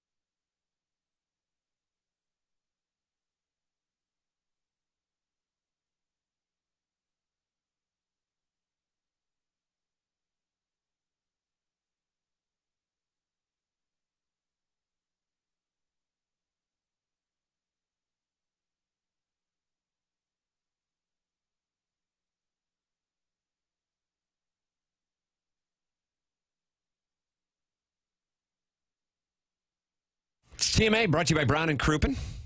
We're in the 8 o'clock hour. The 8 o'clock hour here on The Morning After is sponsored by Fisher Window and Door Store. It is our pleasure to welcome to the program, I say this with great confidence, friend of the show, Joey Vitale. Morning, Joey.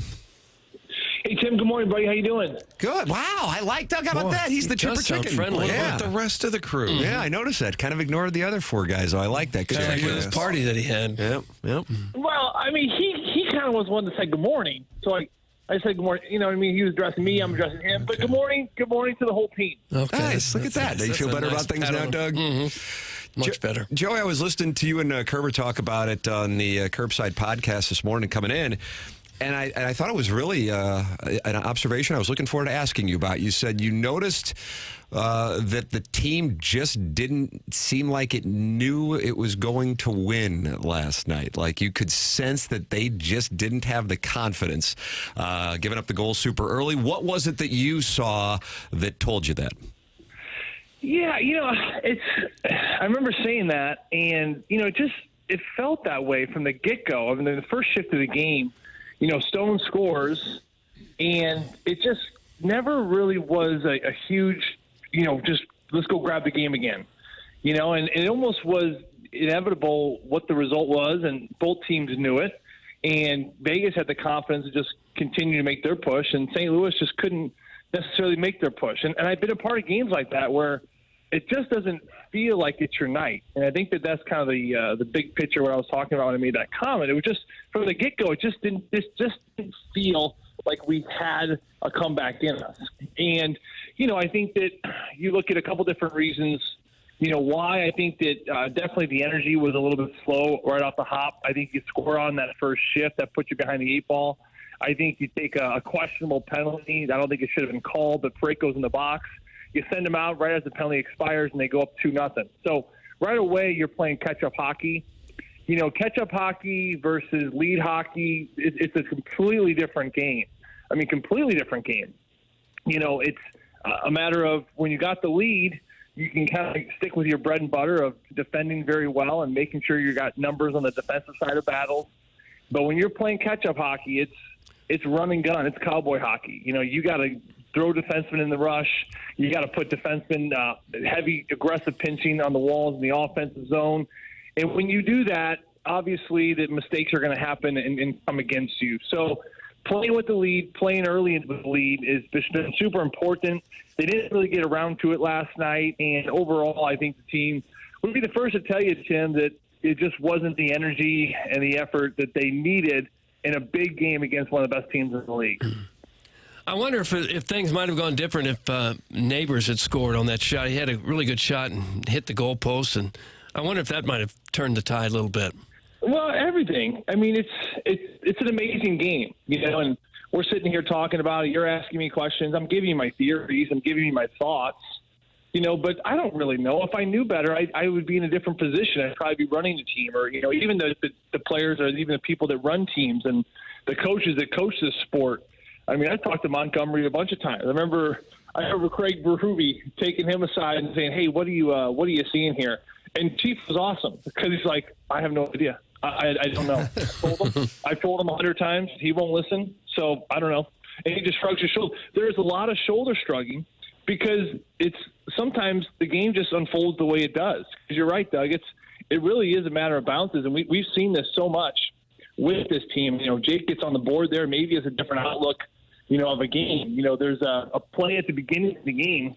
I thought the Buchnevich-Toropchenko line was spectacular with Sundqvist to start the game. At 2 shifts, he spent the whole time in the offensive zone. Now, Montgomery moved Buchnevich out because he thought he was playing well. But that group, great little pass across the crease from Toropchenko, Buchnevich all alone in the back door. He rips it. He gets all of it. And, Samsonov, it just hits his glove. He didn't even make a save. He didn't even see the puck. It just hits his glove. And, Buchnevich had a good portion of the net. If that goes in, it's just a different outlook of a game. It's amazing the amount of momentum you see in a game. But overall, at the end of the day, the team that limits their mistakes the most, puts themselves in the best position the most, traditionally will have the best percentage of winning that game. And that's essentially what you're getting for. What could Shen do right now? He is the captain. Is this the time where you have like a players meeting? I mean, you played with Sidney Crosby. He was the captain. What would he do? I mean, what can a captain do in a moment like this? I think that for Braden, what I will say about him is that he's doing everything, I think, in his control to help this team. He's probably one of the closest guys I know on the team. We talk on the side a little bit on the planes. We had a great discussion in Las Vegas while he was in the locker room. He's really, really articulate. He's got a great feel for the game. He's got a great pulse for the locker room. And to me, this is why he's the captain. You're in Vegas. It's a practice day. He's one of the last guys off the ice. And right as everyone's getting undressed in the locker room and guys are small talking about where they want to go for dinner, I just see the captain pull a bike up into the middle of the locker room, and he starts just ripping on a bike. And, to me, that's the reason why he's having a great offensive surge right now. He's putting the work in, and this is the best he's looked probably in a few years. And those are words from Jim Montgomery. This is the Braden Shen that Jim saw a few years ago when he was an assistant coach. He's actually, I think, getting better with age right now because he's just so hyper-focused on doing everything in his control, starting with his conditioning, his attitude. He's got a great group of guys around him, speedsters and Cairo, and, of course, Dylan Holloway. That line has been some great chemistry. But to answer your question, Martin, one man can't do it all. You look at the greatest leaders in this game. You look at the Crosbys. You look at the Gretzkys, the Alex Ovechkins. Let's just look at this Blues team. That 2019 team, there was no captains. Pietrangelo wore the C, but that group was run because they had a lot of help. And I think Braden right now, and this is just my theory, I think that this is a different leadership group than it was in 2019 because they don't necessarily have the established veterans. That 19 team had Petro, it had O'Reilly, there was Tarasenko, there was David Perron. I mean, Tyler Bozak was a leader. He was a vocal guy. Pat Maroon. They had so much support. And I'm not saying that, right now that, of course, Braden Shen doesn't have that support at all. He certainly has some support, but it is a different looking amount of support. So I think for other guys to really step up around him, that's going to help Braden. And that's what he really needs. He needs other players who need to step outside their comfort zone. Let's look at a Robert Thomas or Jordan Kyrou or Justin Falk. I mean, these guys are traditionally fairly quiet guys. Colton Parayko's a quiet guy. And there's nothing wrong with that. That's their personality. There's no criticism or judgment, but their personality is naturally that they are quiet. Now, as you move on and you take on more and more leadership roles and you play in this game longer and longer, you see players really come outside their shell. You really have to push outside your shell to, of course, be the leader that the team needs and ultimately give support to your captain.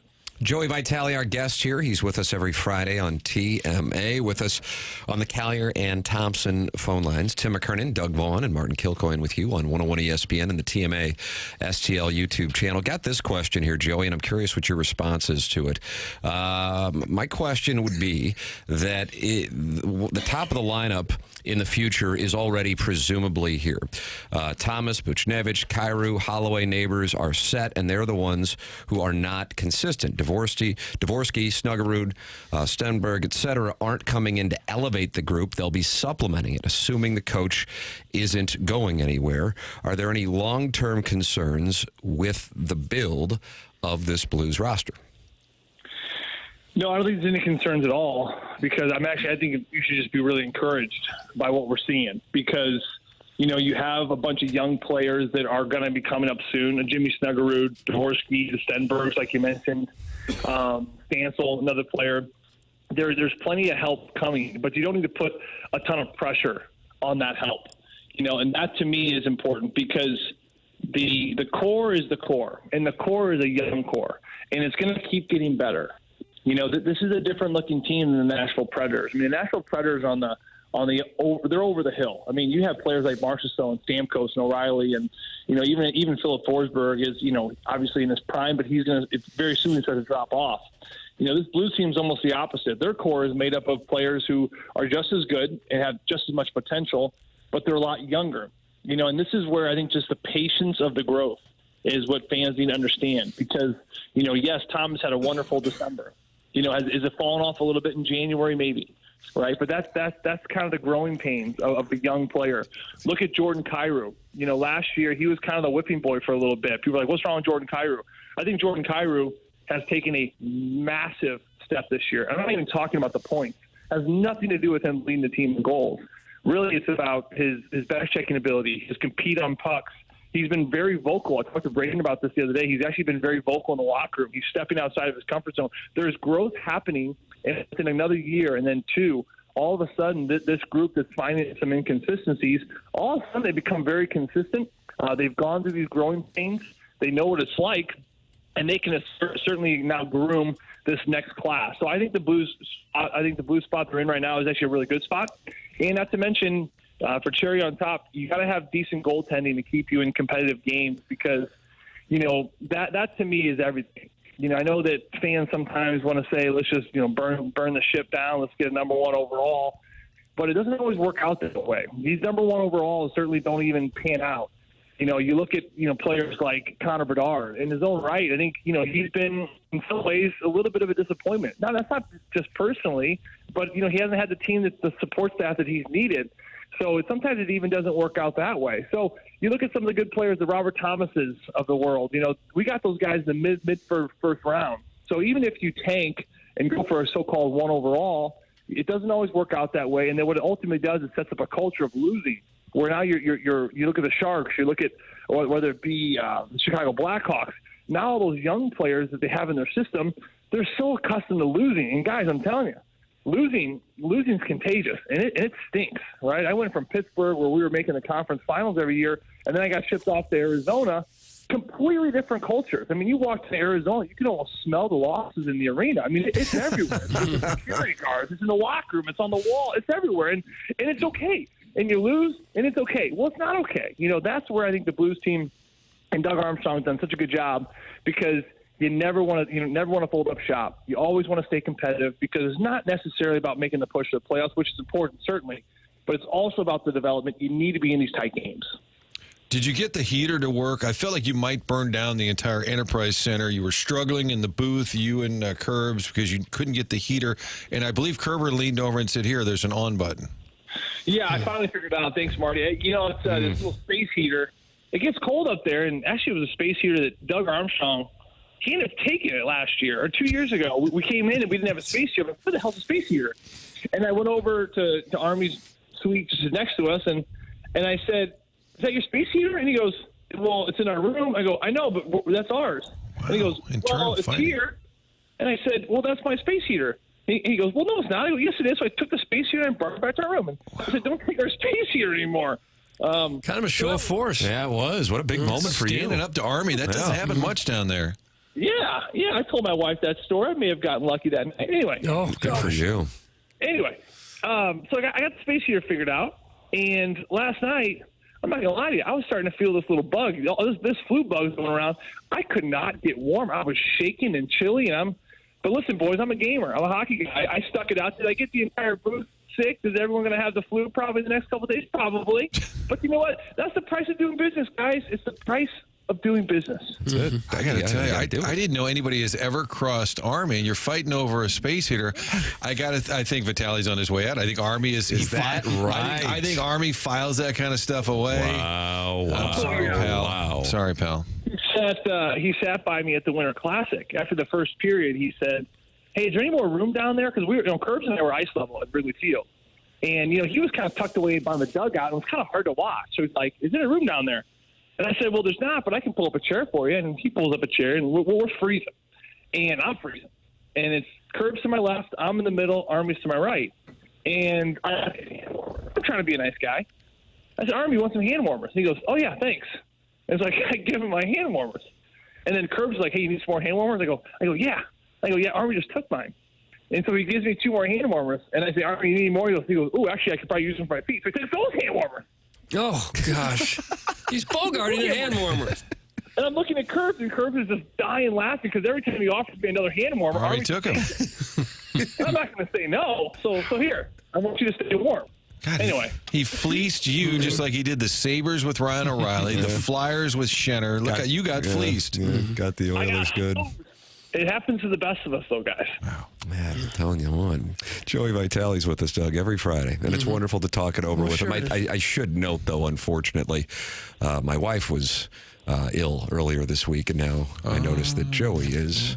So I guess I guess I got to get the private investigator a little more work. That's what I'm sensing. I mean, hey, I've got a responsibility. I'm fighting for my family in here. Oh. Hey, we're still trying to get through Zippergate. We don't need Zippergate, Doug. That's what it's being called. Right. Zippergate. Joey, get well. Good luck. Calling the game tomorrow night. If Army doesn't ask you to call into the office after the space heater situation. Now, this guy's looking for problems around the neighborhood and around the Blues organization. He's a problem. This guy's a problem, but we have him on every Friday anyway. Thank you, Joey. Thank you, boys. Have a good day. You too. There's Joey Vitale with us here on the program, talking it over and standing up to Doug Armstrong, even though he was very deferential with the hand warmers. That could be awkward if he brought the hand or the foot warmer in, the space heater, and then the head of the organization takes it away from you. Do you have the right to go back and retrieve it? Kind of a Larry David. Like, what do you do? I feel like it's Army. Like, oh, boy, I'm not crossing him. But Joey, who either doesn't know any better or doesn't care, walks in there and says to Doug Armstrong, I'll take my space heater back, pal. Ladies and gentlemen, Munganast is a sponsor of the program. I was texting with Jamie Burkhardt this morning. I'm just telling you know what I do? I get up and I text with the sponsors. Do you really? That's what I nice. do. Yeah. Online at stlouisacura.com and altontoyota.com. 314-252-0029 is a number that they set up for our audience. It's Munganast, St. Louis Acura, Munganast, Burkhardt, Alton Toyota. Are you in the market for a new car? Are you in the market for a pre-owned car? Do you need to get your car serviced? Well, they can do it for you at Munganast, St. Louis Acura. That's stlouisacura.com and altontoyota.com. Tim McKernan, Doug Vaughn, Martin Kilcoyne here on the program. We've got the drops of the week. We've got Jeremy Rutherford. We've got Gabe DeArmond. We've got a dossier that features the pick six and some existential questions from our friend wearing his Billikens jersey over there. And I kind of like him. I got to be honest with you. You like him or the questions? I like Jackson. Okay. I'm high on him. All right. And I also like his questions too. Cool. Both of them. Did you pull the audio from starter packs in there? It's loaded with expletives, so I'll have to go. Oh my goodness! Yeah, what kind of operation you running, McKernan? Yeah, that's kind of my comfort zone, to be honest with you.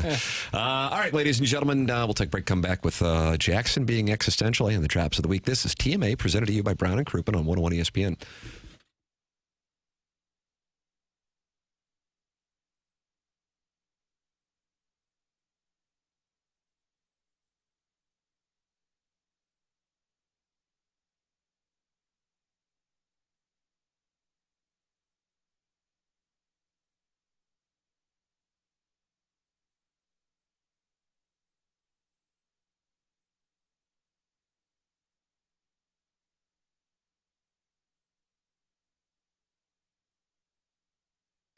Hey, let me tell you about Dan and his team at Aesthetic Design and Build. I went out there. Matter of fact, they got a showroom in Chesterfield Valley. Really impressive. If you're looking for custom work, hey, listen, I realize we've been freezing for the last few weeks. But, Doug, I don't know if you've noticed this. I think you probably have. Days are getting a little longer. Definitely noticed that. There you go. It's like well after 5 o'clock. That's right. And the sun's up a little earlier. I realize it might not feel like it now, but I start telling myself, hey, we're going to have some days here in the next 6-7 weeks where we're going to be able to be outside. The weather's going to start warming up. All of a sudden, you're going to see the azaleas at Augusta National. The Cardinals come back and start playing some ball. Here we go. Well, you want to be able to be outside and capitalize on it. You don't start getting the work done in April or May. Start working on it now with Aesthetic Design and Build to have those high-quality custom decks and outdoor living spaces that they've been doing now for over 30 years. I've had them to my home. It's Dan and his team at aestheticdesignandbuild.com. That's aestheticdesignandbuild.com or call them 636-532-5008 and let them know I sent you their way.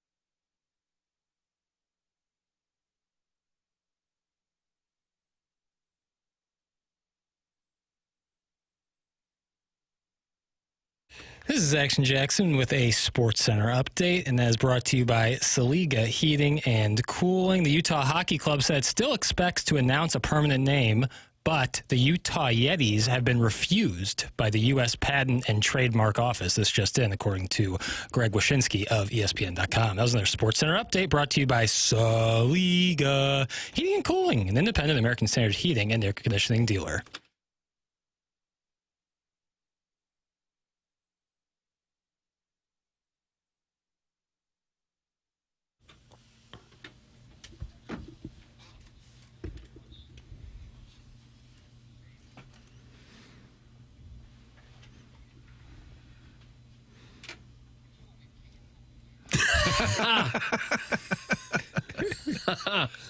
That is the best. Ladies and gentlemen, the program's called The Morning After. It's presented to you by Brown and Crouppen.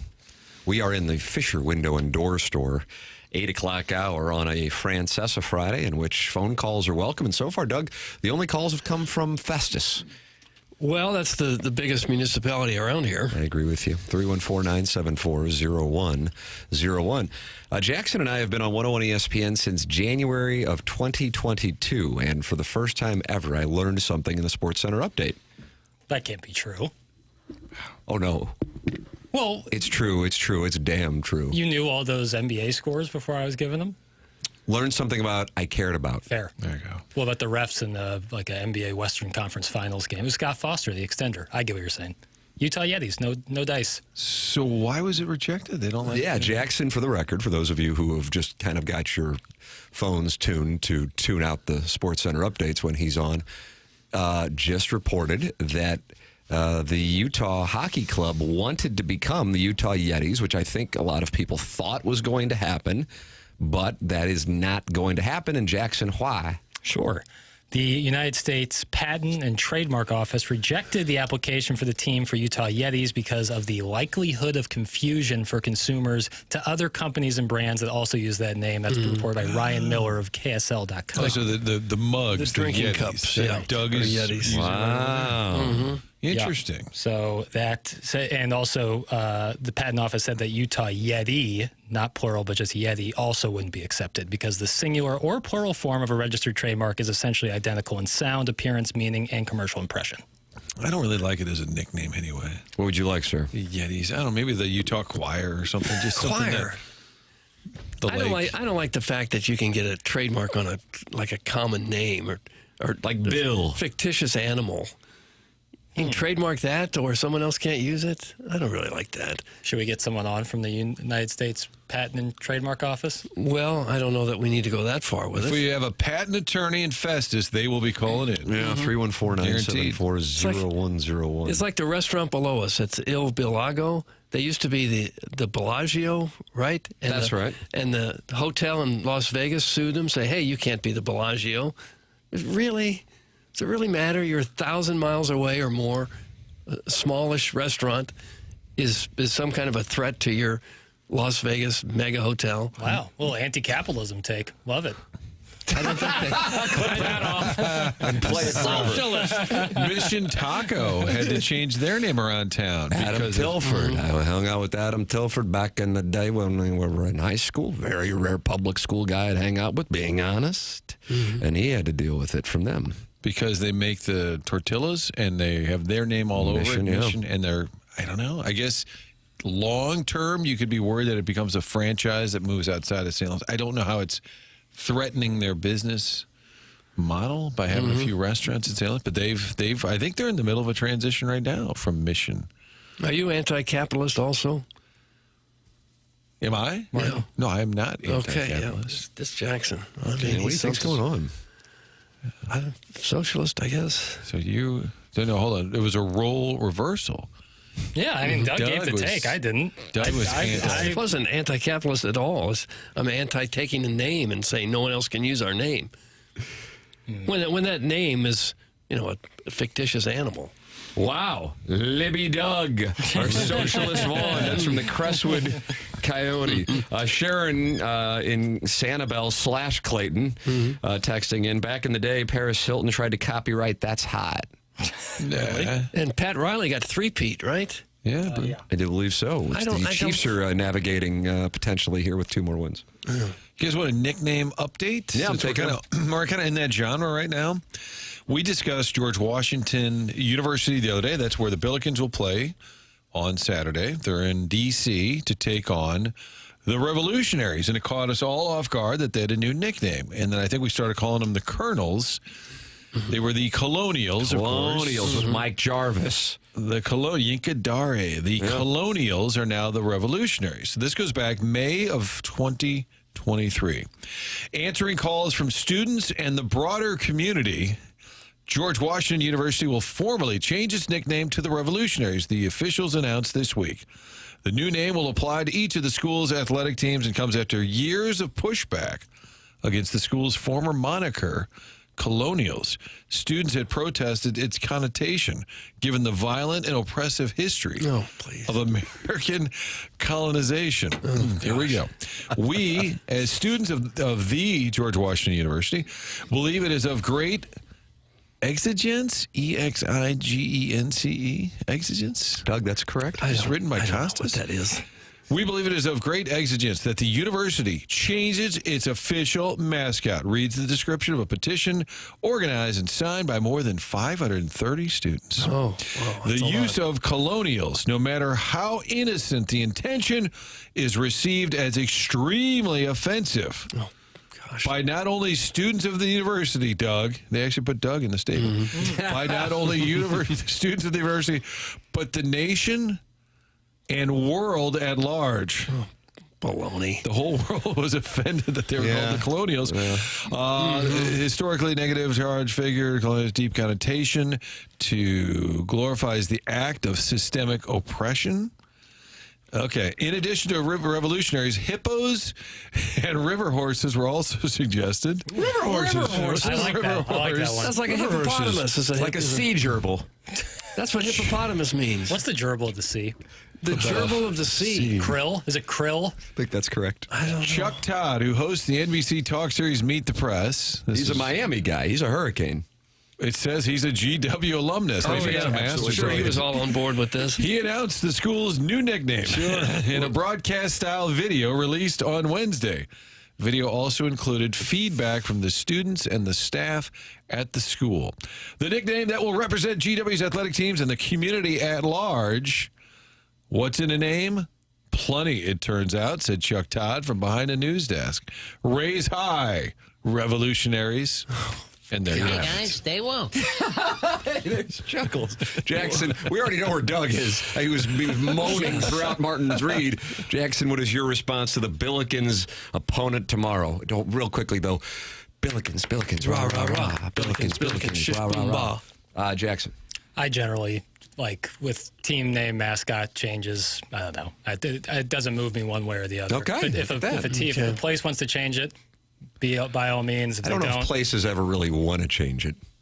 I don't know. But generally, do what you got to do. Cave to the pressure. I'm wearing a Market Warriors sweatshirt. But it only took 500. McElwain was too. It only took 500 students to change this name of a university that's been there for decades, I'm sure. Well, it was offensive to the world at large, Doug. That they were called the Colonials. Weren't the Colonials, the colonists, weren't they oppressed by the British? Yeah. I think they're talking a different kind of oppression. But regardless, like I said, doesn't move me one way or another. All right. You do not feel passion for this. You do respect Mike Jarvis and the Colonials. Little of that and little, it's Friday and I'm not trying to take it on the chin real hard. So just don't. This guy's picking his spots now, Doug. Yeah, that's generally how I feel about mascots. Like, pick your spots. But would it only take 500 students to say, "Hey, this Billiken mascot is not going to let you pick your spots. He's too heavy. You're making fun of a fat person." You're body shaming. The Billiken is so unique that I don't even know the significance. I think it's for good luck. Eskimo god of luck as a junior Billiken, I can tell you. Right. But the video, the vision itself of the Billiken, he's a little overweight. He's got a pot belly. Haven't seen the body in I feel like sometime. And the mascot is in great shape. I would call him trim, like the actual physical mascot that runs around at Chaffetz. So the old logo wasn't that way. And Coach Shirts was up in Lincoln Memorial. Them rail splitters, I hear back in the day, they weren't real nice people. Yeah. Mm-hmm. The Missouri Tigers, that was a Civil War regiment. They killed some people.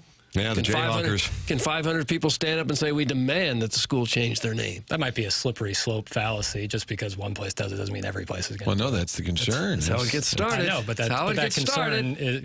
Domino effect. Next thing you know, Doug's going to get canceled. They won't be doing Sports Sunday this weekend. I'm He's not got a doing big it. You need that exposure on championship weekend. Don't want the exposure.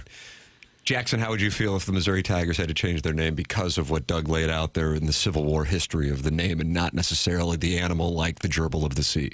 I've always just viewed it as the animal itself, so I don't think that's the right play, but yeah, that's where I'm at. Okay. Doug, you're not going to get me going.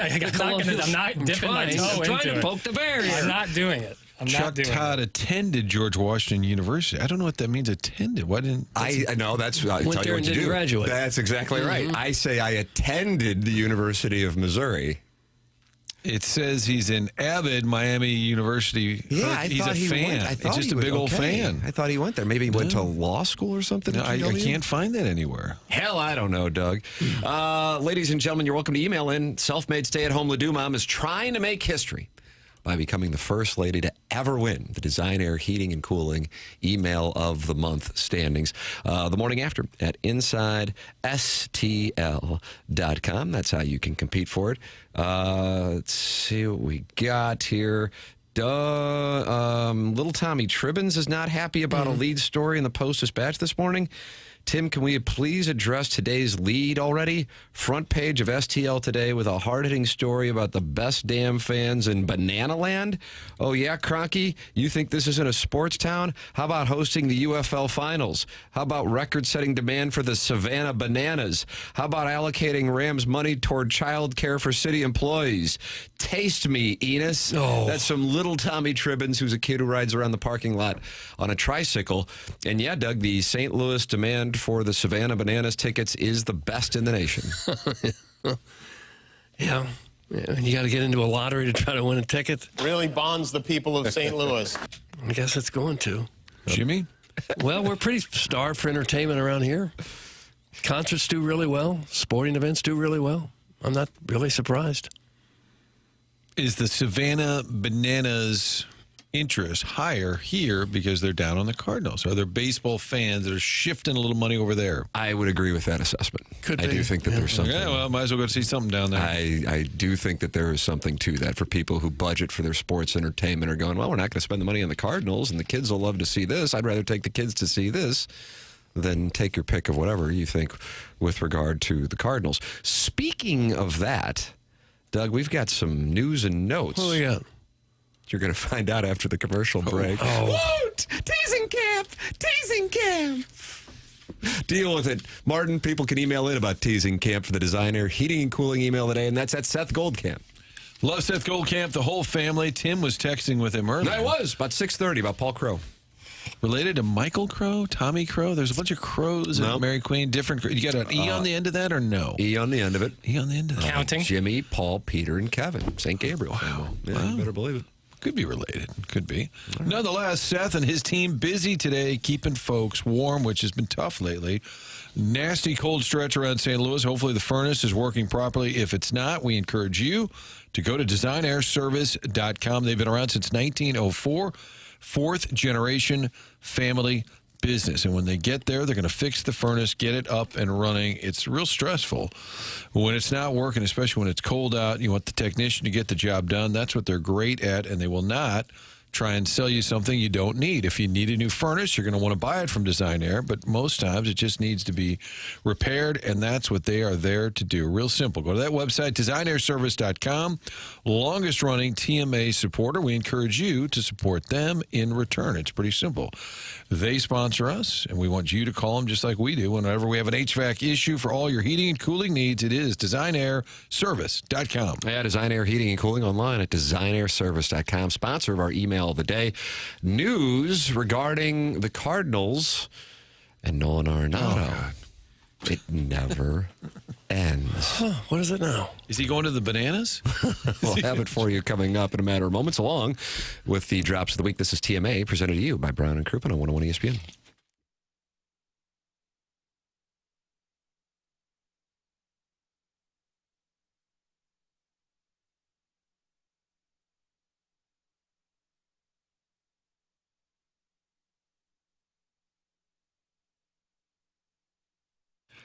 St. Louis, your friends at Together Credit Union have launched something new here in 2025. We're talking about high-yield checking. It's a new account you can open called Empower Checking. With Empower Checking, you can earn above-market interest on the money that you keep in your day-to-day checking account. The interest is paid to you each month, a checking account that will reward you for balances and not based on activity. To apply, pretty simple. Visit togethercu.org or stop by any of their 14 local St. Louis branches.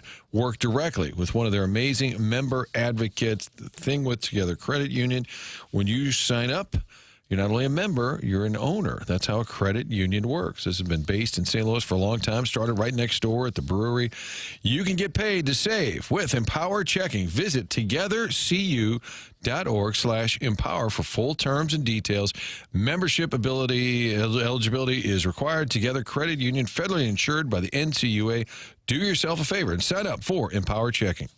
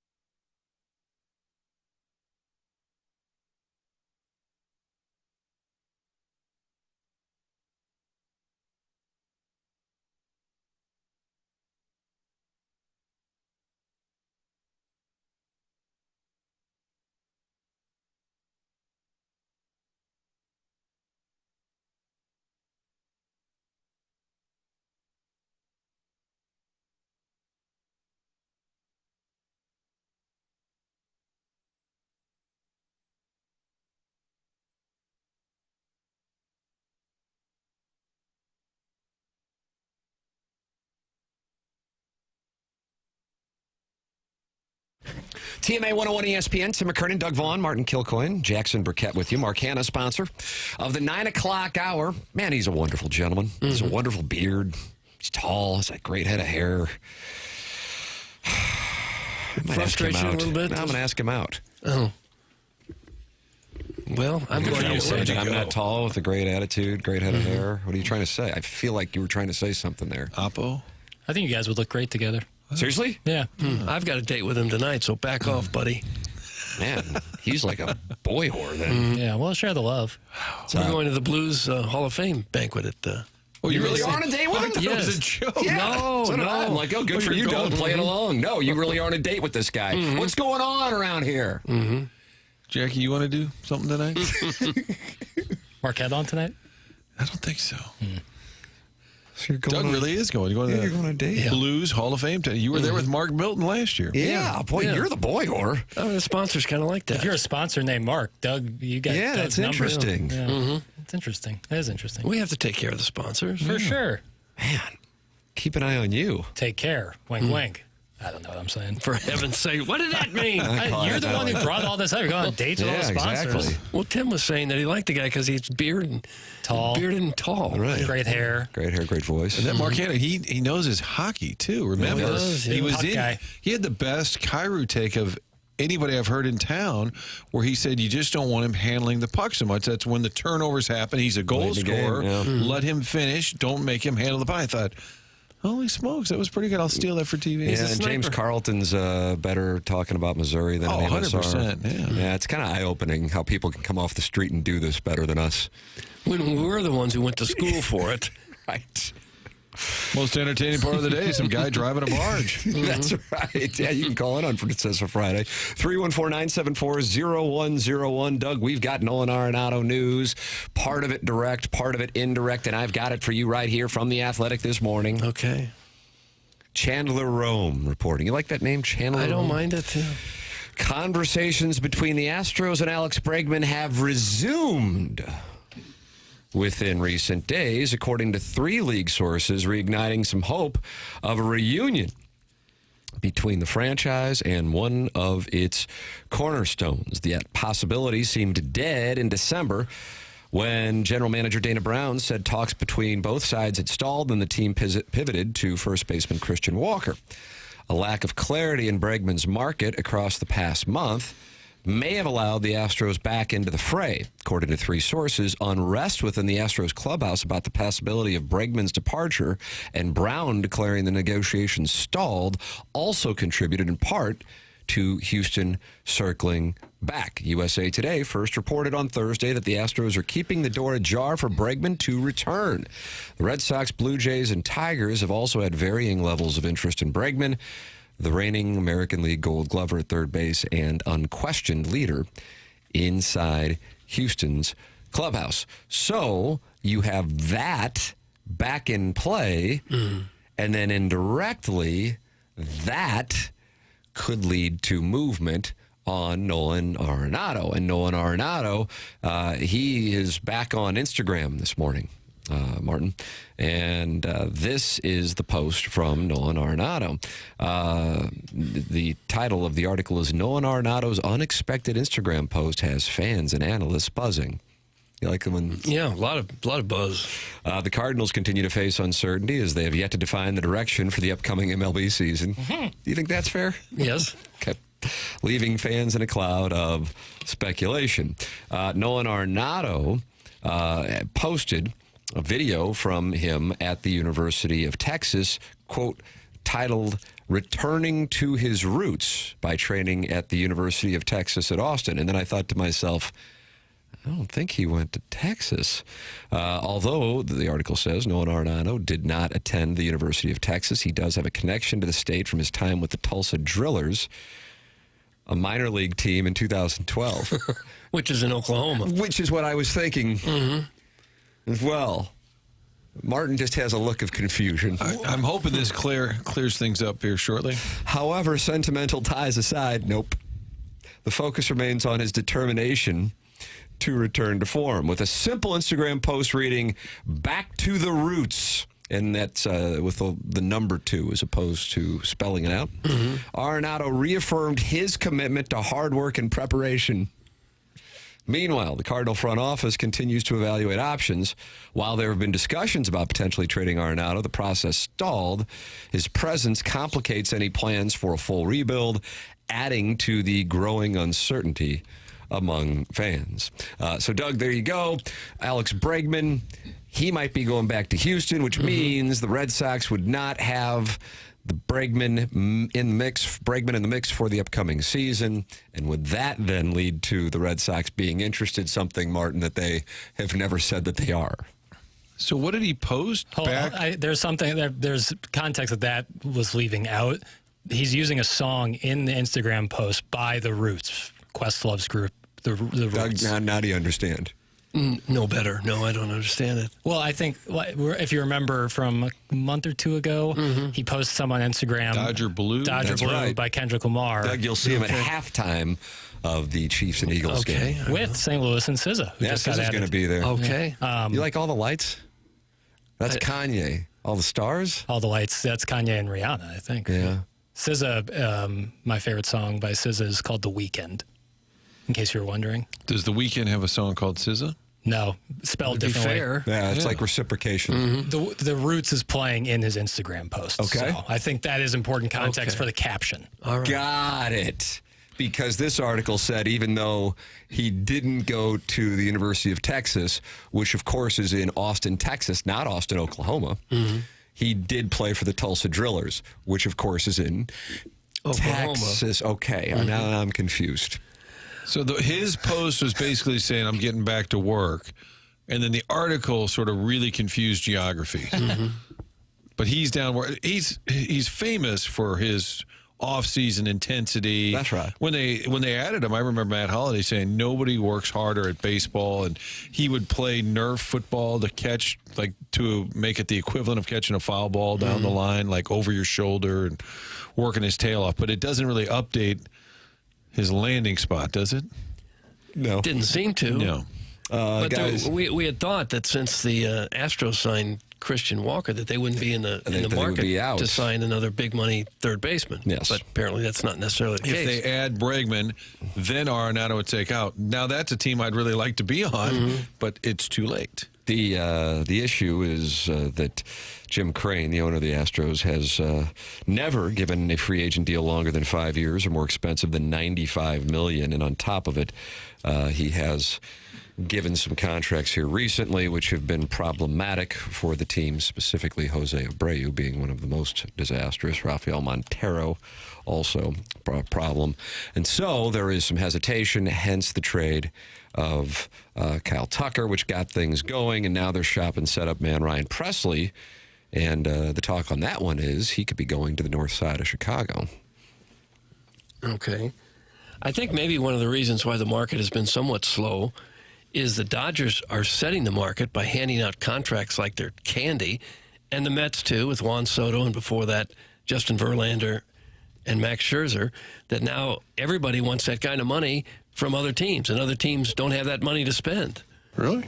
I think that might be part of it. Jackson, why is Doug anti-capitalism? My goodness. I don't know. That one seemed indifferent. I was half listening. I'm sorry. What are we doing? That's not a shot at Doug's. What's the problem? Oh no! What's in the box? Oh, that's not a shot at Doug's take. That's just, I often. Why are you sideways with Doug? Not at all. I often zone out a lot. You kind of were digging deep into the drops. You wanted to kind of carry on a conversation as if you were Mo. Keep going. What do you got, Mo? He's just. Yeah. Good morning. Okay. But what else you got, Mo? What? All right. You didn't like my take at all. No, I didn't. I truly, I heard like the back half. Okay. I think if Kyle Tucker didn't get traded when he did, I think Arenado would be in Houston. I would agree with you. I think it left the Cardinals sort of hamstrung. That okay, the deal gets nixed. He got a little spooked that maybe the Astros weren't going to be all that competitive. He's trying to go somewhere to win. He wants a team where they've got the full throttle down. If Houston's sort of peeling off some better players, is that really the best fit? But then now, a month and a half later, I think he's, oh boy, I tell you what, I'd still pick Houston over St. Louis. Manupo eligible is probably giving some context to the article that may have confused some people. He said Mexico once ruled Texas, California, and parts of Oklahoma, so I'm guessing the author was taking a shot at American colonialism. Probably so. Huh. So best to just... That makes sense to me now. Yeah, just don't acknowledge it even happened. How's your slide piece? Guys, am I to take from the article that the Tulsa Drillers are the only team interested in taking on his contract? That's from Bobby Big Wheel. Boy, that would hurt if he signed with a minor league team instead of playing with the Cardinals. I'm telling you, the Savanna Bananas. He doesn't have to sign. He's already under contract. We just trade him to a minor league organization. Yeah, but he can't get pulled back. He can't be moved up. You know, he's locked in. Got to stay there. Major League 4. Star player gets sent down. Back to the roots. Yeah. Ladies and gentlemen, the program is presented to you by Brown and Crouppen, online at brownandcrouppen.com. And if you like an easy-to-remember phone number, I think I got one for you. Now, the area code, that's when you can we just know it at this point, 314. But how about this? 222-2222. That does not reach Fox 2, by the way. It does not. It reaches Terry Crouppen. It reaches Andy Crouppen. It reaches Ed Herman, friends of the program, in here on Tuesdays on TMA. And the presenting sponsor of the show now for well more than a year, and they are on board throughout this year, and we were grateful for their support. The name of the game on this show, and it's 2 decades, is support the sponsors. Like the show, support the sponsors. That's what it's all about. So, if you are in need of Brown and Crouppen services, you know they're local, you know that they care about the community, and you're not going to be going to some out-of-town firm not familiar with the area. Go to Brown and Crouppen with Terry Crouppen, with Andy Crouppen, with Ed Herman, and their wonderful staff. It's brownandcrouppen.com, 314-222-2222. Remember, the choice of lawyer is an important decision and should not be based solely on advertisements. Guys, was Jackson doing his mid-show selfie when not listening to Doug? That's from the 573. No, I think it would shock people to realize how quick I can zone out. But I get right back into it. I can too. Yeah, and my mind can wander. So I apologize to Doug and the audience. Oh my gosh, not me or no apology Martin or needed. Chairman Kurt, though. That's interesting. Well, I don't know what that's about. I haven't been exposed for not listening to what you guys have said yet. So when that comes, I'll apologize. I don't know what's going on in the YouTube chat. I just see Iggy's in there, and he just wrote, "I don't find her that hot, Danny." Who are we talking about? This is like the Carson thing where he has the envelope on his head. Yeah. Is that Karnak? Yes, Yeah, Karnak the Magnificent. Yeah, I kind of like to find out what it is. Ladies and gentlemen, you can participate in the YouTube chat just like Ken Iggy strode. YouTube.com/TMASTL. Air Alliance team, sponsor of the studio cameras here on TMA. Coming up, we have the drops of the week. This is TMA, presented to you by Brown and Crouppen on 101 ESPN.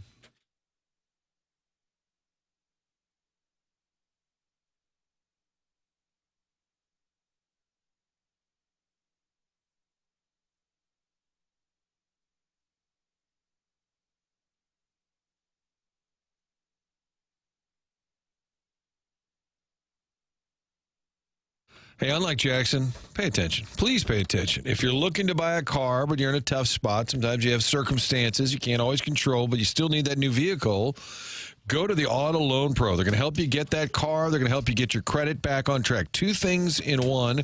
I like when people say 2 things can be true at the same time. You're going to get a car, but you're also going to learn something. Go to autoloanpro.com, download the free playbook. Download the free playbook. You'll see Robert Thomas right there on the website. You see him on the commercials. Autoloanpro.com. Anyone can sell you a car, but it takes a pro to do it right. They're going to help you by working with over 50 different lenders to get you the best financing that is available. One thing to know, choose the Auto Loan Pro. Learn more about how credit works, how you can fix your credit, and buy a car all at the same time. Download that playbook just by going to autoloanpro.com. Get online. Find out more about the entire process. Learn something. Get a car. All of it. One spot. autoloanpro.com.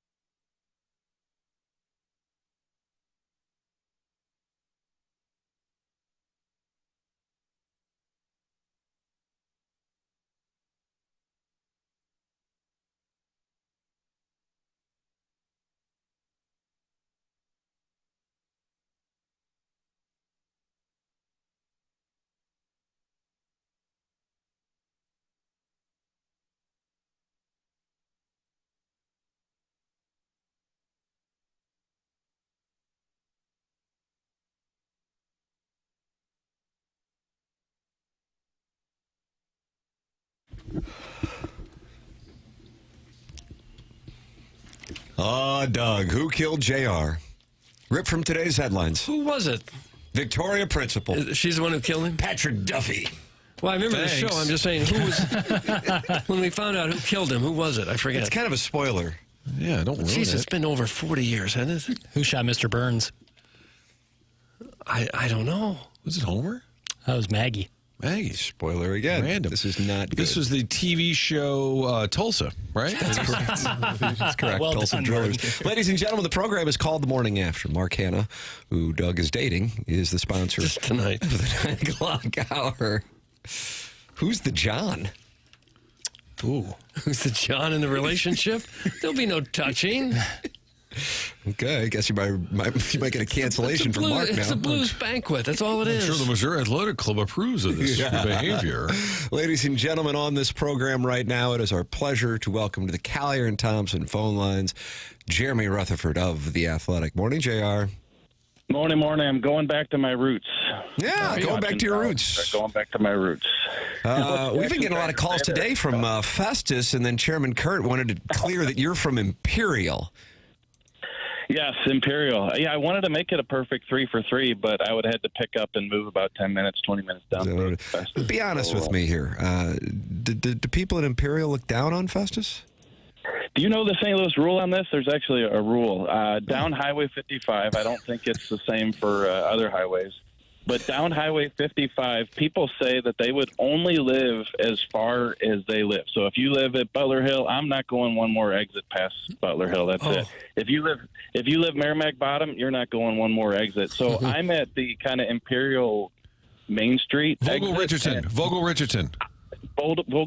So I am not going to Barnhart, much less Festus. Yeah. Wow, there you go. I see that. It's a nice little town, isn't it, Festus? But, 13,000 people or so?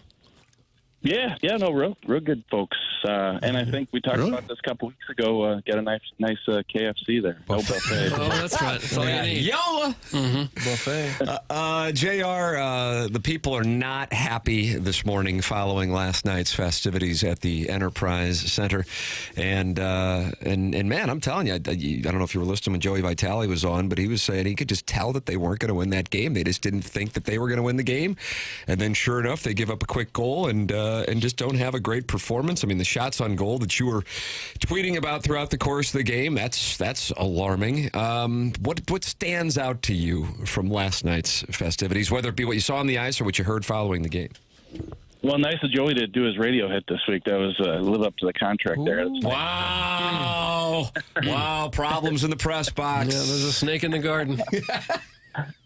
Yeah, and hey, I got an answer for you, Tim, here, but I do want to say ahead of time in case I pass out during this interview. I've been fasting since late last night. I got a blood test here coming up, so a long fasting fast since late last night. Wow, really outdid yourself. They tap into JR's blood. Like, yep, straight gravy. Yeah, straight gravy. Might just pass out during this interview. So if that happens, now you know why. But yeah, so Joey touched on it too. Not just didn't look like they were as into the game as you would expect them to be.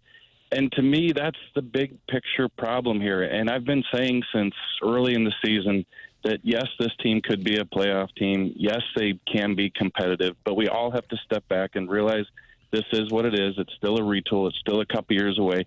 You can get excited about the prospects that are coming in. They did great at the World Junior Championships 2 years in a row. But you look at this roster, and there's just a ton of questions, not only about some of the talent, but some of the compete level. And I think, if you really have to boil it down, you look at these games where they don't show up against Utah. And then last night you have a chance to beat Vegas. And what's Jim Montgomery talking about after the game? He's talking about we're losing a ton of one-on-one battles. Like, one-on-one battles is the most elementary piece of playing competitive hockey. Win those battles. They didn't do it, and thus you had the low shot count. And when they did get shots on net, they were putting them in Belleville. I like that. Where does that come from when you don't have the energy or the buy-in? It's so tough. It's really hard to put your finger on, and I know that coaches talk about it all the time, players talk about it all the time. If I had the answer, we'd be 82-0. But, you know, Joey and Curbs, I think, hit it last night. You just look at points of the game and say, like, what is going on here? You could tell that the Blues weren't going to come back in that game, even though they pulled within 3-2. I mean, that was the furthest thing from a 3-2 game of any game that I've seen in years and years. In other words, Vegas was dominating so much it felt more like a 5-0 kind of game? Yeah, 100%. And so the key here is this. The top players have to play the best, and they're not. You can't. There's no margin for error, and your error last night was 15 seconds into the game, and it's in the back of your net. So, you know, if you're not eliminating those types of mistakes, and your top guys aren't carrying you, then that's the answer to the question of, you know, how can't you be ready to compete in a game like that? I don't know that Joey specifically said it, but we're talking about Shen, the captain. What can you do in terms of getting the group kind of motivated, on board, whatever, and they're all paid professionals. But I got the sense that he was saying around him, maybe the room's a little quiet. Maybe the leadership factor there outside of a Shen is a little less vocal. Or do you think there's something to that in that room? I do, and big fan of the show, so I was listening to the Joey interview, and I couldn't agree with him more for this reason. Like, I was a proponent of, when people ask me, like, who should be the next captain after O'Reilly, you know, I felt Thomas was a good candidate, but I felt Shen was a good candidate just because things that Ryan O'Reilly had told me the past couple of years that, you know, Shen was kind of the guy behind the scenes who did the most in terms of keeping the team together, out doing things. And so I feel like he's a good captain, but as Joey said, Martin, you can't do it by yourself. And that's to say Robert Thomas isn't doing it. That's not to say Colton Parayko, Justin Falk aren't doing it. But when Ryan O'Reilly was the captain, and I'll go back to 2019 when Alex Pietrangelo was the captain, you had 3, 4, 5 guys, Steen, you know, everybody that just kind of contributed to that. And so we're not privy to know what's going on in the locker room. I don't want to sit here and act like, you know, who's saying what and who's addressing who, so on and so forth. But, yeah, I don't know outside of a couple guys that Shen has enough help in that regard for the situation that the Blues are in. I got this text from our mutual friend, the Nonling, who worked on TMA, and I know you know JR. And I asked Joey this, and you were listening, so you heard the question. But for those just joining us here in our 9 o'clock hour, which is brought to you by Mark Hanna, who, for the record, Doug texted into the text inbox and said he is the John for tonight and your date. So now you know your role. He says, my question for either JR or Vitale or both: the guys who will be at the top of the lineup in the future are presumably here. Thomas, Buchnevich, Kyrou, Holloway, Neighbors are set, and they're the ones who are not consistent. Dvorsky, Snuggerud, Stenberg, etc., aren't coming in to elevate the group. They'll be supplementing it, assuming the coach isn't going anywhere. Are there any long-term concerns with the build? You heard Joey's answer. He was not. What is your opinion on that question? It's a super fair point, and I'll address it this way. You know, the names that he named, yes, that's kind of the core group. In a couple of years, those guys you can say will still be here unless they're moved. You know, are all of those guys playing up to where you'd expect them to play at this point? No. Is it because maybe they're surrounded by guys who aren't necessarily, you know, great components on this team and gel well with some of these players, and therefore you got a team that has a mixture of players that, you know, just don't come together and form that type of team, whether it be mental, physical, skill-wise that you need? You know, I think that's the situation. And so all we can do is let the next year or two evolve, get the Snuggeruds in here, get the Dvorskys in here. That gives time for the Neighbors, the Holloways, some of these guys to develop even further, and then you see what you got. Like, it's a situation where you build your bed, and that's what the Blues are doing. They feel like they've done a good job drafting and developing these young players, and now it's just a matter of getting them in and seeing where they fit and what other moves Doug Armstrong and Alexander Steen can make in the meantime to beef up this roster. So it's a fair point. It's just, this is what the Blues have, and they're trying to add to it in the next couple of years. And other than some move that can bring in a star player, I know Doug was talking about that earlier, like, I don't know what else you can do at this point. Is Monty asking you guys for feedback on his music? Because he's really into this. He dropped a Jukebox Hero a couple weeks ago. Then yesterday he said the theme of the night was I Wanna Rock by Twisted Sister. I think April Wine and Triumph would be some great Casey, DNA, Blues Hoosier kind of music. Is he taking suggestions? So nothing from the media, but he did say that he has been having some people give him suggestions. So, yeah, pretty entertaining yesterday when he comes out. You know, that's my I go back to the 80s, the hair bands, Molly Crew, and he breaks out the Twisted Sister yesterday. So that was something. You know, I did recently ask Alexei Toropchenko, who, this is for a poll that I'm working on, a player poll. I said, who does the best interview on the team? And Toropchenko, here's my Russian accent. He says, Monty, I watched the Twitter after the game, and I see he say, Jukebox Hero, we need to rock. So, it seems like, you know, people are getting a kick out of that, but unfortunately for the Blues, they're not coming out and rocking. Now, was that a Jeffco accent? That was Russian. That was Russian Jeffco Orthodox, yeah. Okay. They played that Twisted Sister, Tim, as they took the ice last night. Yeah, I saw it. I saw Montgomery talking about 19 seconds later, Vegas scored. Maybe it was their song, Take too. that, Twisted Sister. It was twisted, all right. I guess 49 games into the season, you figure this is kind of who they are. They win one, they lose one. But we've seen teams in the past, the Blues in 19, Edmonton last year, go on ridiculous rolls the last couple months of the season. Do you think it's any possibility that this Blues team has that kind of thing in them still? No. Clip that off. Oh. No, I don't, because you know, those are two Stanley Cup rosters. That Blues team was predicted to be a Stanley Cup contender that year, even though it wasn't happening in the first few months. You look at Edmonton, same thing. They got off to a tough start. They fire the coach, and they bring another coach in, and he gets them back to where everybody thought they should be. And this team just doesn't have that. You know, you don't want to say that they can't be competitive and they're just going to lay down here. You don't want to say that because, you know, this team has shown us that they can play well on given nights. But by and large, big picture, look at the makeup, look at what they've, you know, been in an opportunity to show us a number of times and haven't shown us. And there's nobody, I think, that can look at this situation and say this can be a team that's close to what you're talking about. That's Jeremy Rutherford. Read a column this morning on The Athletic. Robert Thomas opens up on his offensive slump. In the suffering comes passion. That's JR's column this morning on The Athletic. JR, always appreciate the time, sir. Thank you so much. Yep, sounds good. And I'll be going to the Hall of Fame dinner tonight, but just like the prom, I'll be going by myself. Oh, wow. No. Wow. Well, you can sit with Mark Hanna and I. Oh, threesome on the tee. No. Thank you, JR.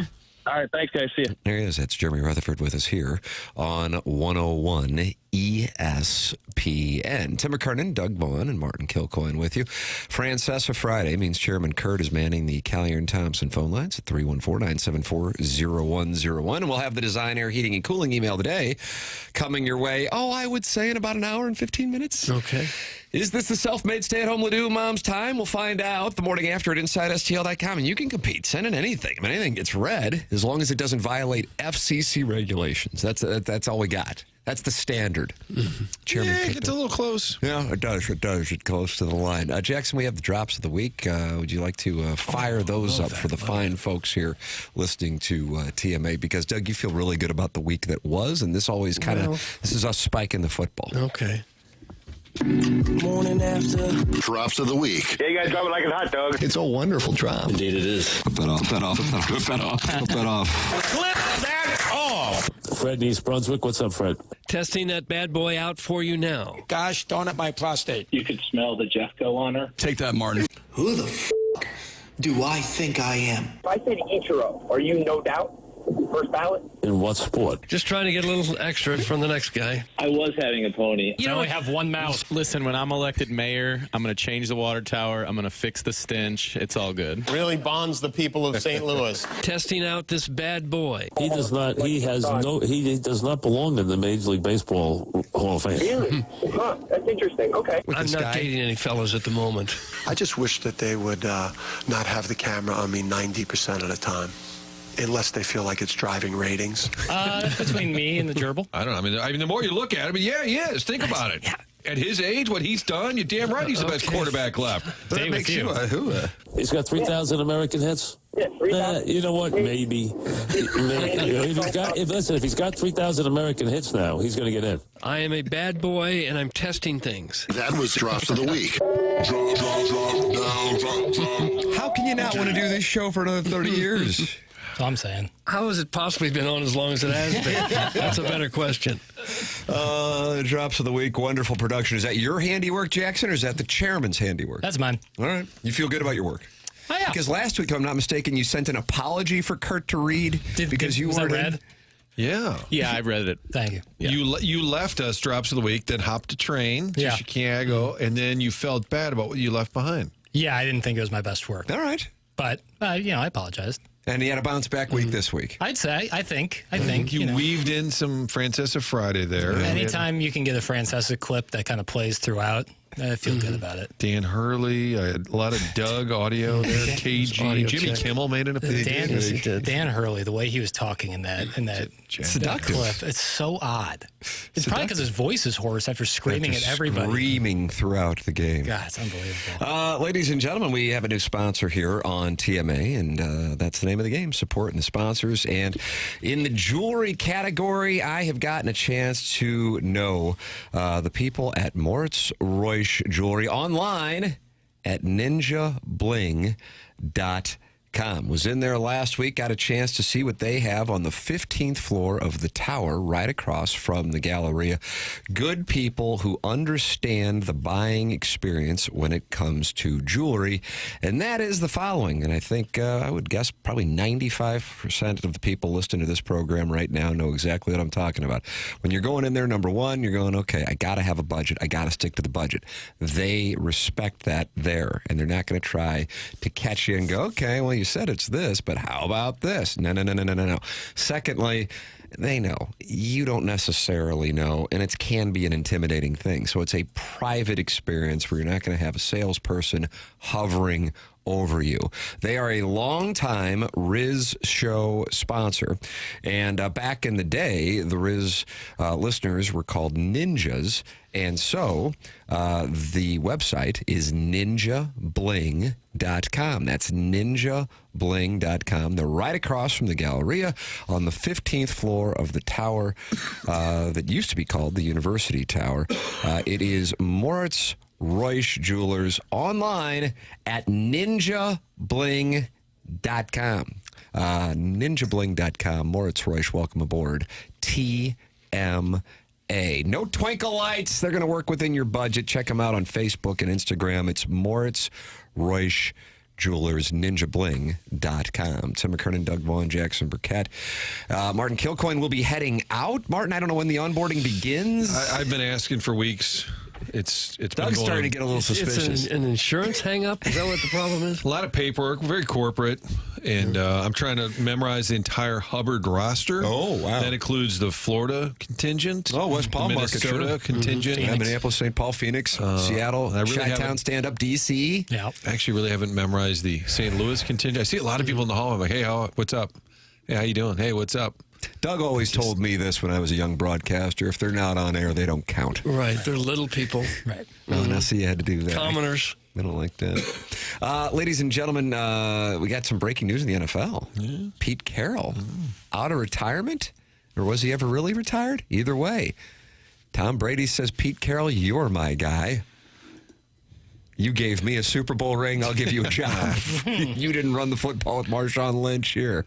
I'll give you the head coaching job of the Raiders.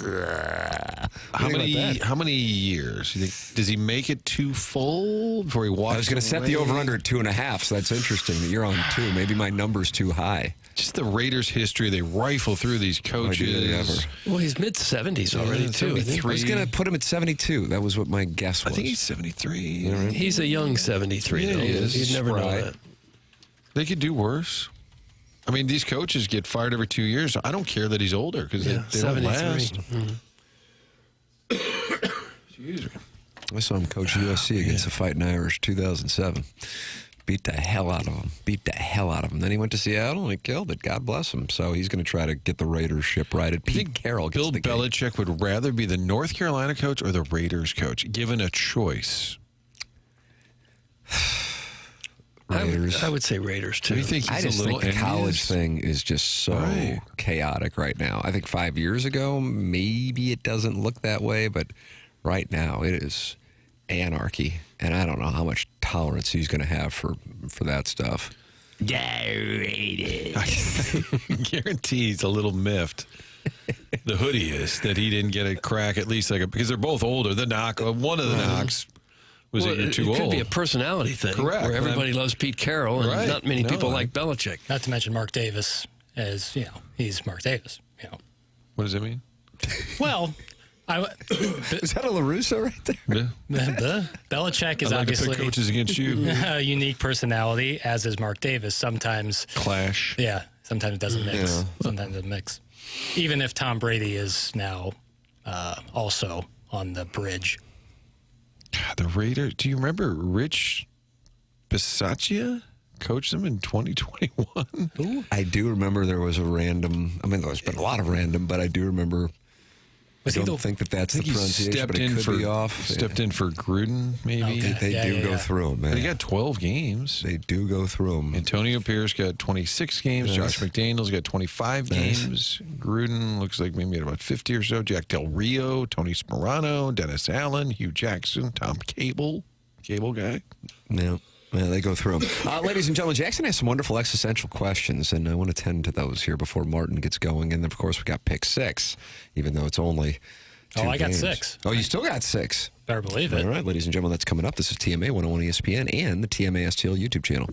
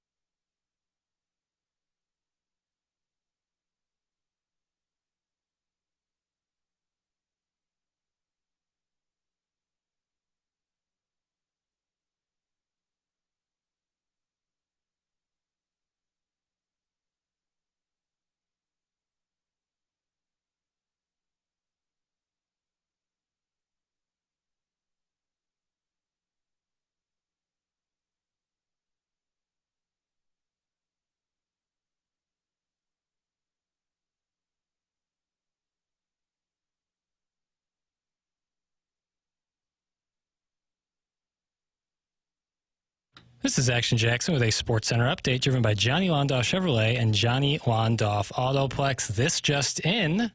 South Carolina head football coach Shane Beamer has been extended through 2030, according to ESPN. That was another Sports Center update driven by Johnny Londoff Chevrolet and Johnny Londoff Autoplex. See them at londoff.com. Chevy, together we drive. Are you kidding me?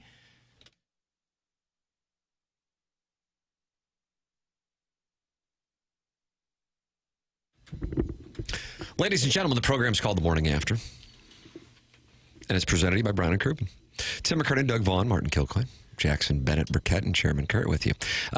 Jeremy Rutherford with us earlier in the Marcana Evergreen Wealth Strategies 9 o'clock hour. Joey Vitale with us in our Fisher Window and Door Store 8 o'clock hour. The Colonel's going to be with us coming up in the 10 o'clock hour here on the program. And Doug Jackson on this dossier has prepared a number of what I would describe as brilliantly existential questions. Has he? And before Martin has to begin this onboarding process, I thought, let's make sure that we don't waste Jackson's questions.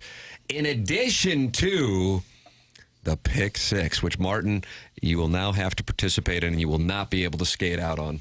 Sorry about that. Okay. And Jackson turned it into 6 picks, too, even though there's only 2 games. Will we pick the Chiefs game twice? No, total spread and then 2 props. All right. Ooh. Ladies and gentlemen, let's do it. Jackson, go.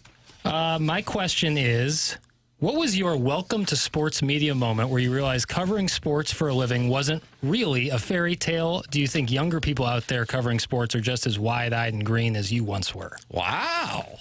Martin, you might have to stay for the next hour and 10 minutes after that one. That's what this guy does. This is what he did on Balloon Party. This is what he does. I think it's been on the dossier for a couple of weeks. No, I'm not picking on you. I'm just saying we never got to this. That's right. Was this not on there? I keep it in the reserve. Well, Yeah, back to my roots. It's been in the hopper for a Yes. little while. Yeah. We just didn't have time to get to it till now. What do you got? I bet we all got them. Is there like a moment? I have 2. Yeah, for sure. When we realized it wasn't a fairy tale? Like, you go into sports broadcasting thinking, I'm going to cover the team. It's going to be awesome. Everything's going to be great.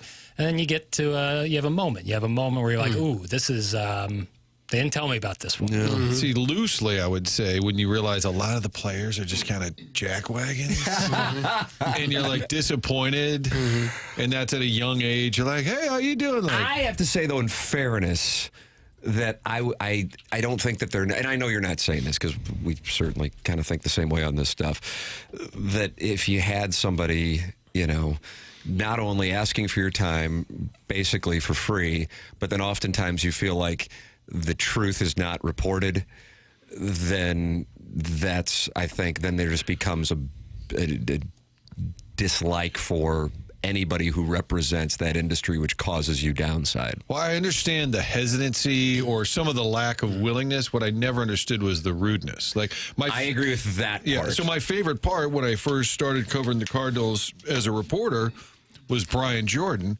who often would say, oh, you know what, man, today's just not the best day. And I would say, perfect. But if somebody just treated you like human garbage just for saying, hey, how are you? Human garbage. Yeah, and that's what just offended me or ticked me off. But I always use that Jordan example as nobody has to sit and talk to you. Nobody has to give you 2 minutes of their time. They're getting ready to play a Major League Baseball game.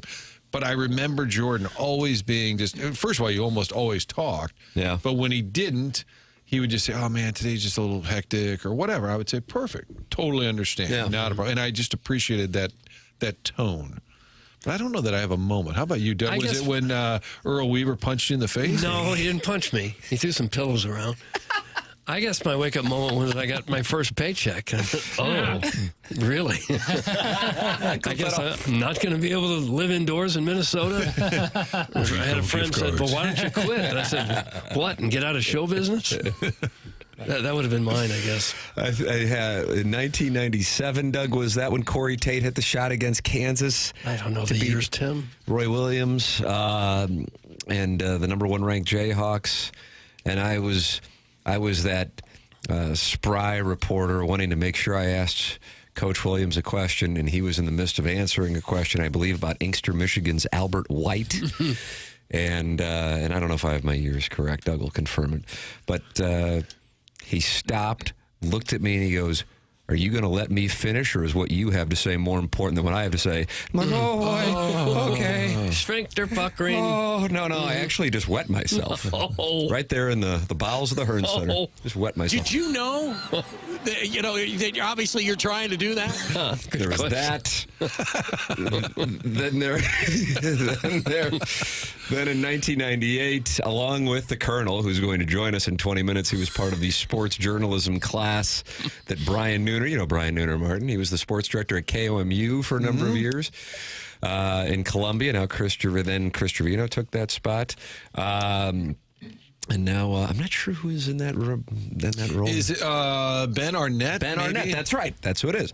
So he took us down there. 2 other guys in the class. One guy now works at the Golf Channel. Another guy worked for MTV. Colonel's got power at Mizzou. I'm here jacking around.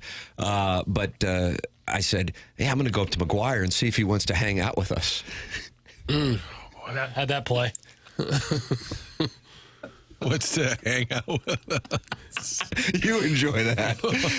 Because not only, even if he were, quote unquote, in the bell curve of sometimes hot, sometimes cold, it's an asinine premise. It's an asinine premise. And I was 21 years old enough to know better.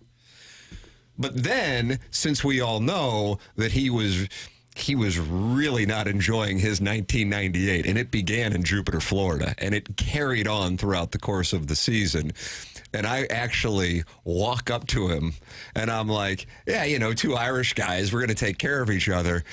And I go, a couple of big lumberjacks. Absolutely. And I introduced myself to him, and within just the split second before I even opened my mouth, the disgust on his face as I was approaching him was crystal clear. And it became like, oh, hey, Mark, we're going to be here for the next couple of days. Maybe we can do an interview with you.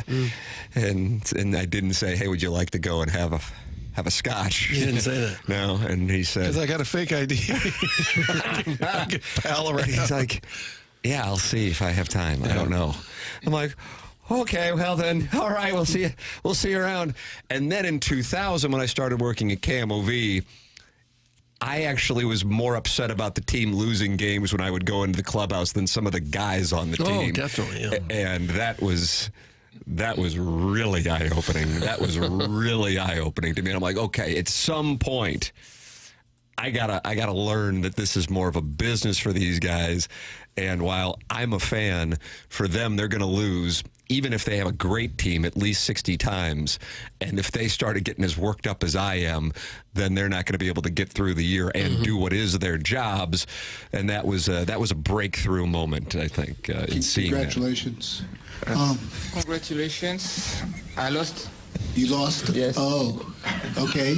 So what happened out there?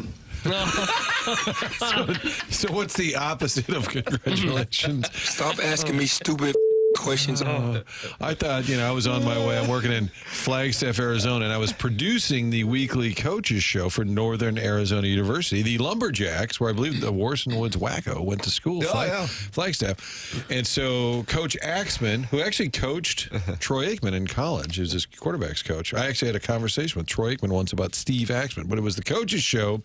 I'm in the booth, and our host is there with the coach, and we had like a giant sign, like Lumberjack Weekly or whatever. And during the show, the sign just fell down, and I kind of thought, well, maybe I'm not going to be Costas. I don't know that he ever had this moment. Sort of small-town TV. And speaking of small-town TV, when I was in Rochester, 22-year-old Cub reporter went out to do a story on a guy playing high school basketball from that area who went on to the NBA, Randy Brewer. I don't know if you remember Randy Brewer. He was huge, 7'2", 7'3", just absolutely dominating high school basketball. So we went out and did a story with him, got ready to interview the coach about him, and he was just the oddest looking fellow. And he looked like a hamster with a couple of walnuts in both cheeks. And that's all I was thinking about as I interviewed him. And the first question was something like, so what makes Randy Brewer so good?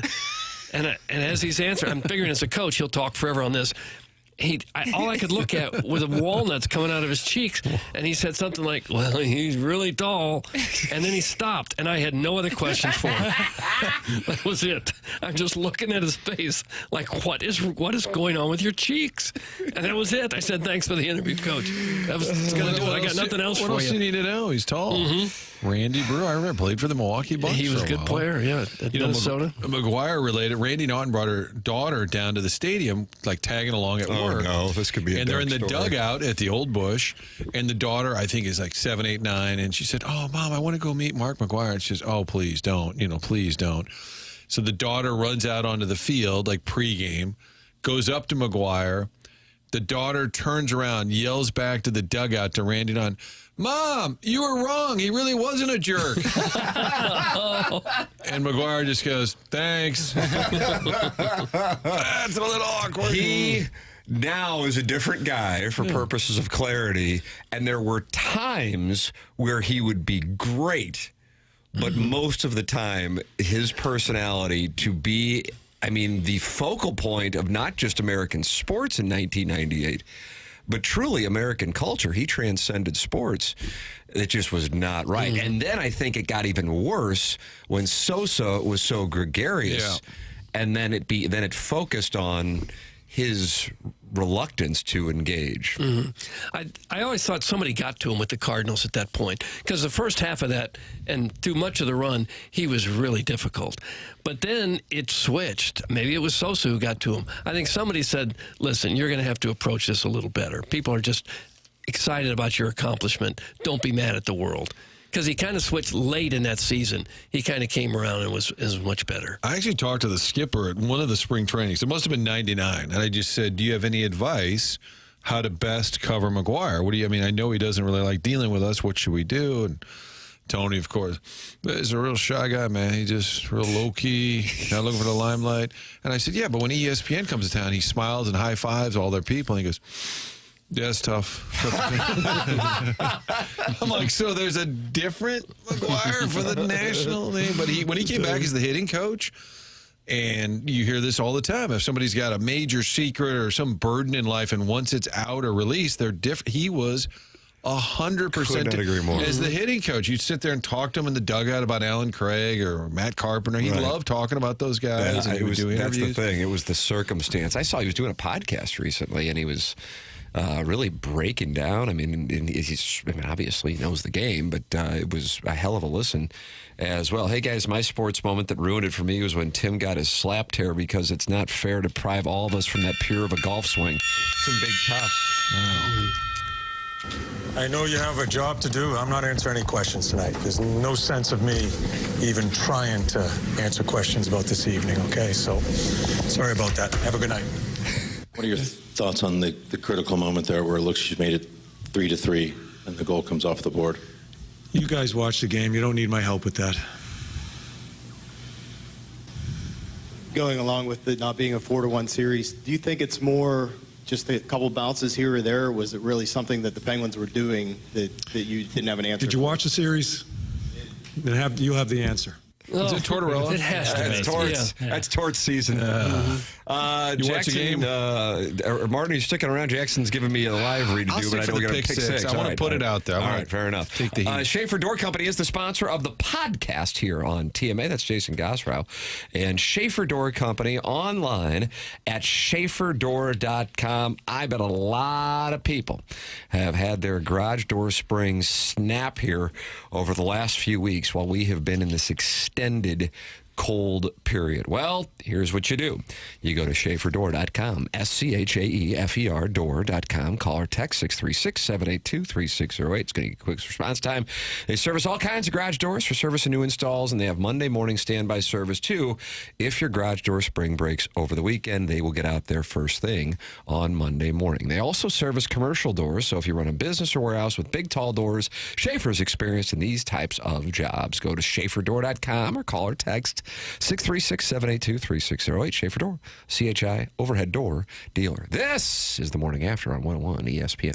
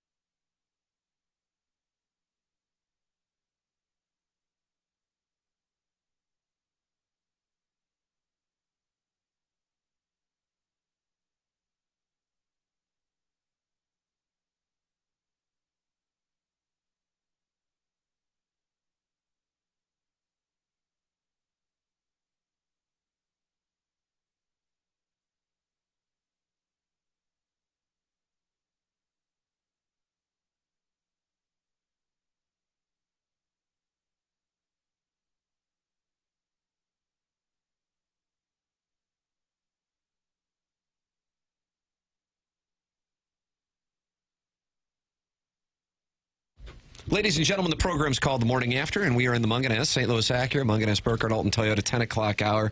Tim McKernan, Doug Vaughn, Martin Kilcoyne, Jackson Burkett, and Chairman Kurt is out. James Carlton has replaced him, Doug. How about that? I see him sitting over there. Hello, James. What's going on, gentlemen? How we doing?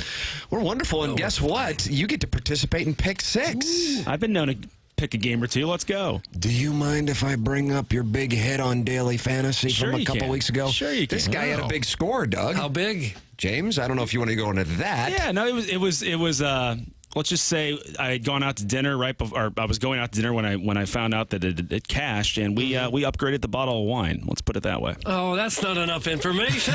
It's like a Jackson answer. Couple hundred, couple yeah, thousand. Let's call it a couple hundred. Wow. Okay. Damn, So a lot more than that. Well, I know the real number. But I also understand the reasoning, because you talk about what the godforsaken tax man, is that right? Oh, no. STLTaxLawyer.com, Mark Milton. He'll be there to help you. Buy some gift cards, spread them around. Dilute it a little bit. Just tell your boss there was no winnings. It's a big thank you to Rashad Bateman. Let's put it that way. Rashad Bateman got him over the hump a couple weeks ago. All right, Jackson, we're sitting here going, we got 2 games. How are we going to do a Pick 6? Jackson Burkett has the answer, Doug. Yeah, so what I've devised is for us to pick both the spreads of the Commanders, Eagles, and Bills and Chiefs games, and also the total of both those games. That gets us to 4 bets. All right. And then the final 2 are props. You can pick any of the 2 props, and I've given you gentlemen a supplemental betting sheet, which has betting sheet. a bunch of different props out there, and you can choose any of those. All right. And you gotta have 2 of those. Tim, we'll start with you. Commanders at Eagles. Eagles -6. What you got? I really want to see the Commanders in the Super Bowl. I'd like that on the record. And I would imagine a lot of people, after they get a big primetime win on a Saturday night over the #1 seed, and then ESPN and all kinds of podcasts start talking about Jaden Daniels, even though Jackson and I experienced, and James Carlton for that matter, the horror of Jaden Daniels at Fro Field last October. So we were on this situation that the public now goes, yeah, I guess the Commanders are... It didn't happen, and we're going to have a blowout in this game. I would rather see the Commanders, but Rich Gould's going to be happy on Sunday, Martin, because the Eagles are going to do some blowing out of the Commanders. Doug? I'm going to go the other way. Ooh. I like the Commanders. I like the hot hand with Jaden Daniels. I'm going to go Commanders. I think they'll cover. I think Hurts maybe a little nicked up. He is. Could be a factor. Yeah. Well, Martin, put your money where your mouth is. Well, I was workshopping it out loud. Jesus, calm down. What is Jackson? When you got on board or something? This guy. Post 10 o'clock, Martin. I'll go Commanders to cover. Commanders. Maybe they lose, but it's tight. James, who you like? I can't go against Jaden Daniels right now. I'm with Doug. I'm going Commanders. Give me the 6 points. God, I'm going to load up. I don't know what you guys are. Would you say that Philly is the worst home field advantage if things aren't going well? Like, that crowd can turn on you in a hurry, and I feel like that can have names. Yeah, can have an adverse impact on the Eagles there. So I think that if the Commanders can get up early, I think that can get out of hand the other way, quite frankly. And then not only did Mizzou beat Ohio State, but if Jaden Daniels is in the Super Bowl, it kind of takes away that loss to LSU. Yeah, I think you're right. Yeah, it's called a draw. Boy, you got a Power Mizzou account. Yeah, you're strong. I don't know what you guys are seeing. These games are won in the trenches, and there's no better offensive line than the Eagles. That's true. So I'll be taking the Hogs, Doug? I'll be taking Philly. I don't care if Jalen Hurts is hurt or healthy. You don't care if they have their quarterback? Don't matter. Doesn't matter, Iggy. I'm taking the Eagles. It has to be Kenny Pickett. It has to be Kenny Pickett. I don't care. Okay. Do you have the audio of the mayor of Philadelphia doing the Eagles chant, and she spells Eagles wrong? Oh no, she couldn't spell it. I don't. You gotta find that. That would be nice. I saw that. It was right up there with Sammy Souser, the Boston mayor. All right. For the purposes of fairness, I will pick next. Kind of like snake draft. Oh, snake. Yeah. Snake in the grass. Snake in the grass. So picking the total of this Commanders-Eagles game, which is set 47 and a hay. I am on the under 47.5. James, what do you like? Over. Over for James. I'm gonna go. Martin? I'll go over. I'm going to go under. Slow down. So you guys got to slow down. Talk faster. You were hurrying me up. I know, it's true. James, you like the over? I do. We're going backwards now. Or is this the reverse? Snake draft. Snake in the grass. Snake in the grass. Martin, did you like the under? I took the over. Thank you. This is how this happens. Now on Monday, while Martin had the under. No, I'm going to get that. That's why I'm doing. That's why I'm asking again, Doug. Under. Got it. I'm with you. The final score of this game is 41-13, so that gets you over. Tim likes the over. 41-13. Wow. All right, moving to Saquon Barkley is going to go off. So I'm going to give you fine. I'll do it. I don't like to do it because it's square, but I'm going to give you the prop bet play. When you start doing prop bet plays on stars, they usually inflate the numbers because they know squares play stars. But Washington's run defense is the warmest form of garbage. Saquon finna go off, Doug. 128.5. Over, ship it. I've got 125 and a half. Oh, is that one of Jackson's props? I didn't know it was in there. No, I checked it. I was going to take I went shopping, and I found the best Good for lines you. possible. That's smart. That's a smart shopper right there. 125 is the number. So, all right. So, Tim, you like the... All right. So, we're going Bills, Chiefs now, AFC. What number you got? 1.5 still holding there? Yeah, 1.5 for 1.5 in favor of the Chiefs. Tim, who do you like? I really don't want to see the Chiefs and the Eagles play again, but I think it's going to be the Chiefs and Eagles. Now, in this one, I don't think it's going to be a blowout like I think it's going to be with the Eagles in Washington. So I do take the Chiefs, and it's just amazing what those guys can do in that building, in the cold weather. And I also think something to keep an eye on is the health of the Buffalo defense. And I think that is going to be quite advantageous for Kansas City. I am on the Chiefs laying 1.5. Doug Vaughn. I'm going to go with the Chiefs as well. I think the Zebras will throw a flag on Buffalo's apparent game-winning touchdown late in the fourth quarter. Call that back. I'll say Chiefs. Okay. Do you want me to give my answer, or should I wait? Nice, Martin. Fight back against this guy. He's tired. Chiefs. They'll find a way. Okay. I don't know if you listen to SVP Pod this week, but they. I'm in the midst of it. He's still complaining about the Atlanta airport. Oh my God, it was actually entertaining. It was. He's never flying commercial again, he says. But nonetheless, they're breaking down this Buffalo Chiefs game as they're one to do, and immediately goes, so who do you like, Stanford Steve? And without hesitation, he says, oh, the Chiefs. I mean, you gave the stat. Was it earlier this week? They've won 20 straight post-November at home. In November going forward, yes. Yes, insane. So until proven otherwise, you got to go Chiefs, although rooting for Allen.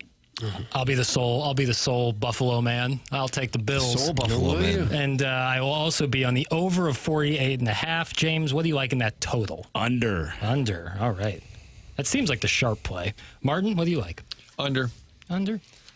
I like over. All right. This is a shootout, the final score of this game. It's funny that both the winners are going to have 41 points, but that's what's going to happen. 41-38, the final in this one. I would love it if that's true. I would love to see that game. 41-38. But the Chiefs have been playing this kind of boring brand of ball. I don't know. That's their model right now. I just think that, again, I keep going back to I think Buffalo's got a really beat-up defense, and I think Kansas City's going to go off. By the way, Trent Green on the podcast, the Kilcoyne Conversation this week, and it popped up in my podcast feed, so you know. Oh, good. Thank you. A lot of logistical stuff. Tim, would this be up there when you tell Anna Marie when it's Masters weekend that, carve this out, this is couch time for the McKernan household? No, it actually isn't. But I think for a lot of people it is. Okay. And I mean, if anything, it's probably the inverse as far as percentages of Americans. I would say 90% want to just be able to sit there for 9 hours and watch NFC, AFC championship games. Well, I'm talking specifically the Allen-Mahomes matchup. For me, that's just as good as it I'm gets. loving it. I mean, either way, if Lamar Jackson won or Josh Allen won, I was going to be looking forward to it once the Chiefs won. If the Texans would have won, that would have been a little different program. No disrespect to C.J. Stroud, but my God, they can't protect the man. So, it's outstanding, and I'm looking forward to watching it, but the Masters is otherworldly. Tim, I've got a CYC 8th grade basketball game at 5:45 on Sunday. Oh, gosh. Oh, no. What do you do? Well, I'm the associate head coach. I think I have an obligation to be there. You got to lead the St. Clement squad. I'm waiting for the head coach to bow out and say, I got a thing. Oh, okay. Doug, we're going to prop Doug up. Doug, what's the prop you like? Anytime TD score you've got here, I'll say Josh Allen will score a touchdown. Okay, that has to be a rushing touchdown. That cannot be a passing touchdown. I figured that. Okay. Martin, I'm going to take Josh Allen and the over on his passing yards. Okay. James, what do you like?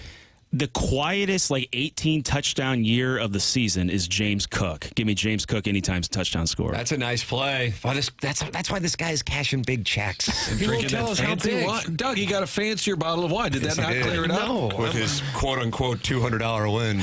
This guy. I really like Kareem Hunt over 33.5 rushing yards. Wow. I like that. And then I also like Scary Terry McLaurin to catch a touchdown. Give me Scary Terry anytime. And I realize this is square because I already gave my Saquon Barkley over on 120, I guess 125.5 because Jackson's shopping lines, which I appreciate.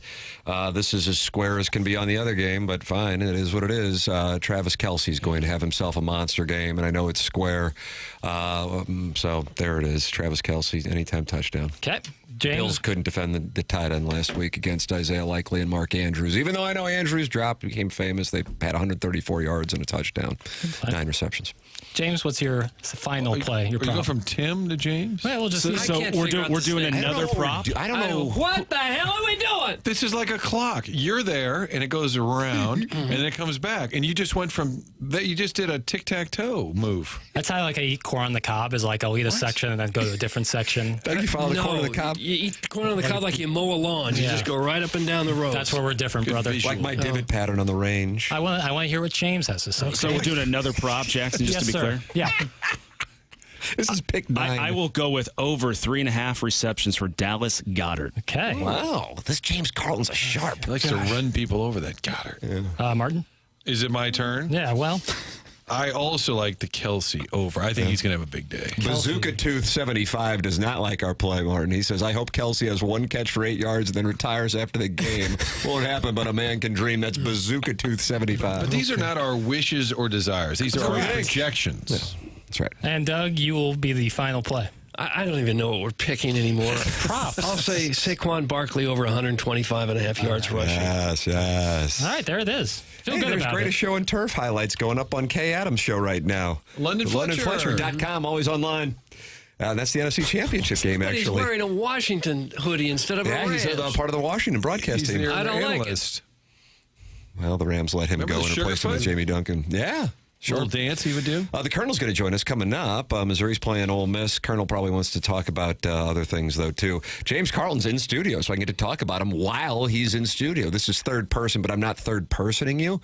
But I will say you're up to 409 5-star reviews on Google, James. They just keep getting posted. I mean, what in the world? Well, yeah, and you take that with a grain of salt, right? Anybody can click a button and give some 5 stars, but I think the content, if anybody takes the time to read some of those, I agree with you. I really appreciate the people who are taking time out of their busy days. And they rave about to it. leave in that feedback. That's a testament to the team. You're right. There's a leader right there, Doug. He deflects the praise. Yeah. He accepts the blame. That's a leader. That's James Carlton. CarltonInsurance.net. He's been my insurance agent now for 6 years. Online at CarltonInsurance.net.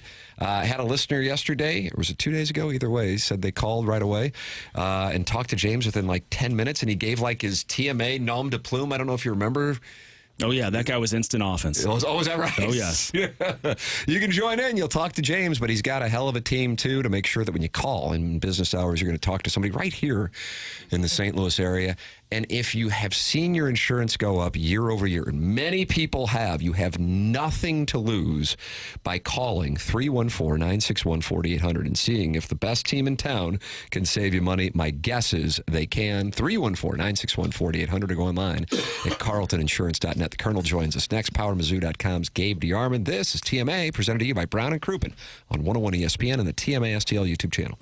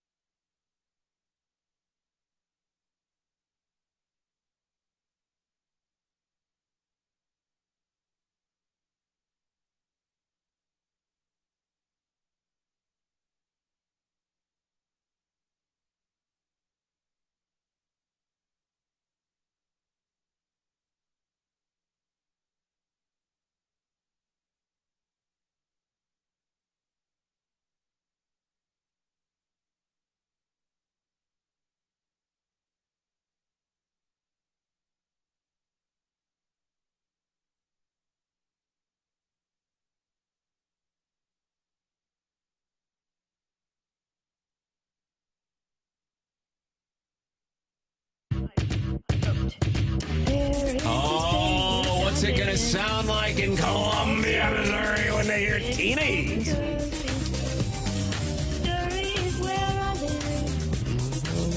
Good luck to Marshall Henderson. Is he still in the club? Grad assistant.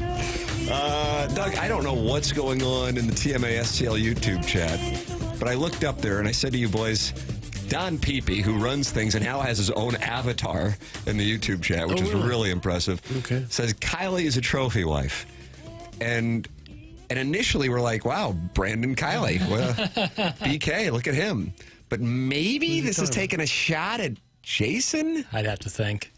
Is that what that is? Or Timothy Chalamet, who's, of course, dating Kylie Jenner.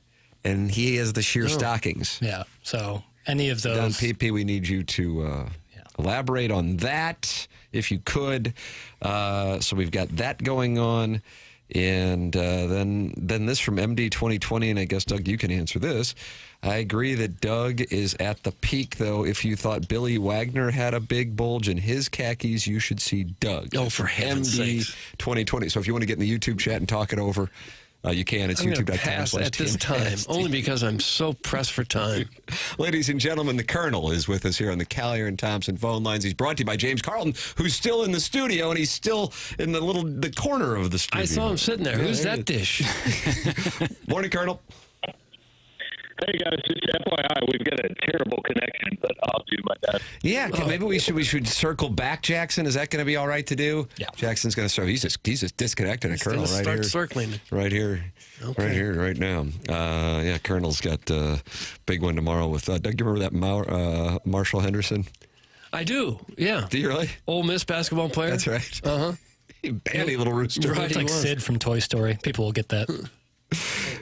He hasn't been there in a decade, but either way, yes, the Missouri and Ole Miss tomorrow, 5 p.m. Colonel is back with us on what we hope and think will be a better connection. Yes, Colonel, we good? I can now hear you. Yes. I don't know if that's an improvement or not, but much better. Yeah, perfect now. What do you attribute the debacle at Texas to, Colonel?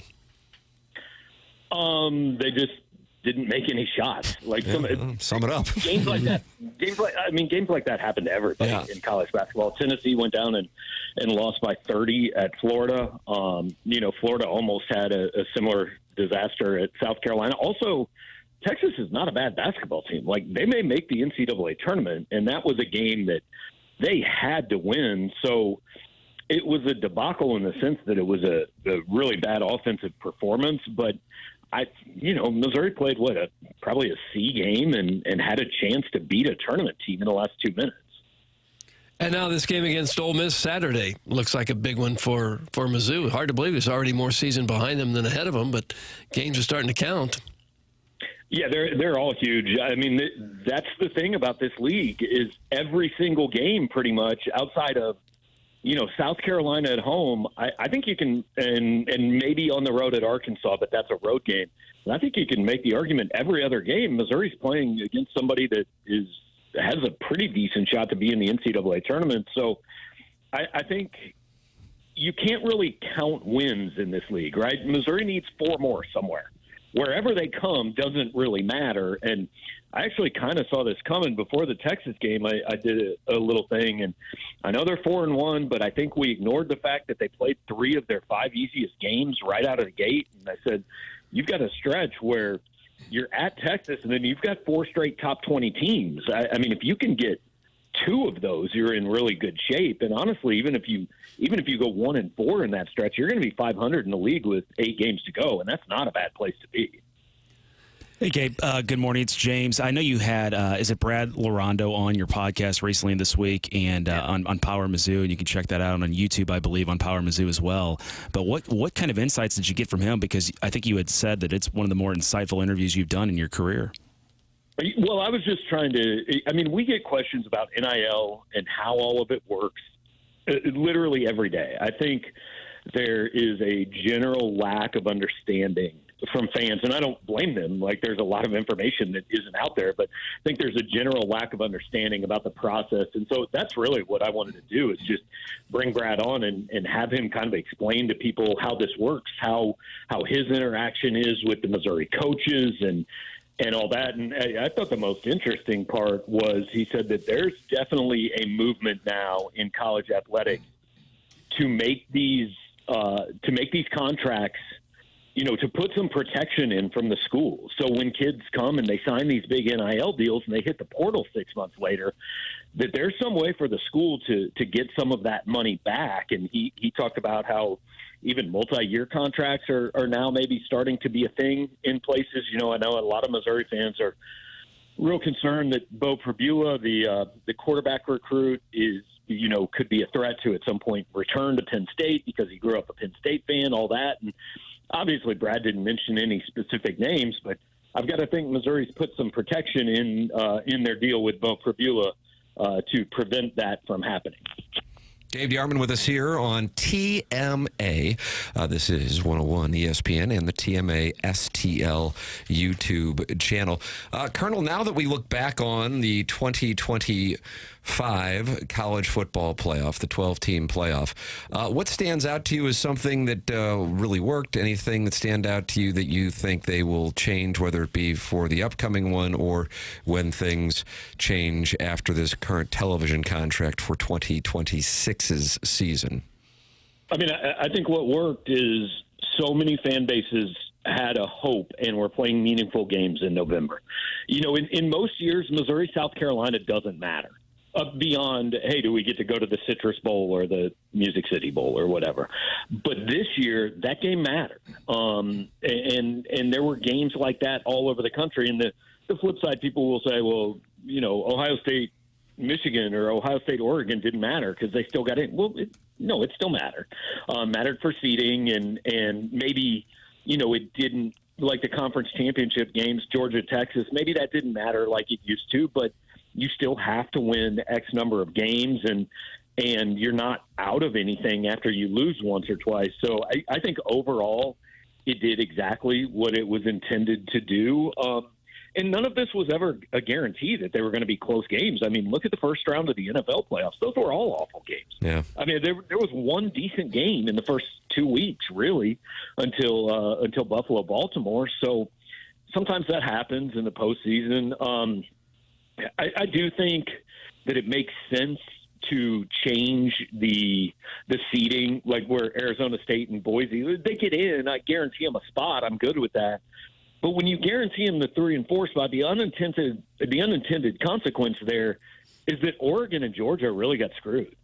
They were playing much better teams in their first game than they should have been playing by earning the first and the second seed. So I think you want to change that. Now, if I'm any conference outside the Big Ten or the SEC, I don't change it yet. I say, no, this is the deal you signed. We're going to do this until it's over, which is, I understand, is only next year, but I wouldn't change anything next year. I think what it looks like going forward, it very much is a PP measuring contest between the Big Ten and the SEC saying, this is what we demand, and if we don't get it, we'll take our ball and go home, versus the other conferences, whether they're willing to call that and see if it's a bluff or not. Would you guys agree, though, that unlike any other year, the unanimous best team in the country is Ohio State? Like, we couldn't say that about Michigan last year because Georgia was. I would agree with you on that Georgia point, and I agree with you on the point on Ohio State this year. So there's things to fix. And anybody that wants to say Ohio State didn't deserve that, I mean, look at the team. I think they beat 6 of the top 12 teams in the country, guys, and they are one of them. So really, 6 of the top 11. And Missouri beat them last year, so take that, Buckeye. Yeah.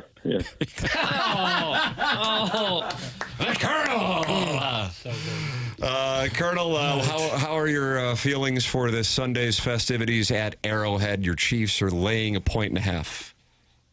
Yeah, it's good. I mean, I wrote earlier this week, I have a nephew who is in kindergarten, and he has never been alive for a year in which the Chiefs did not play in this game.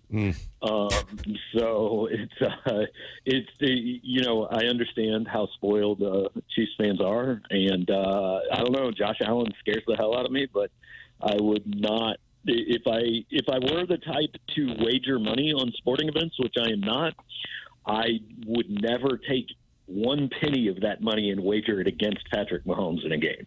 It's just amazing the consistency with which he plays, not only in key games, but also at that stadium in the latter portions of the season / postseason. It's something else.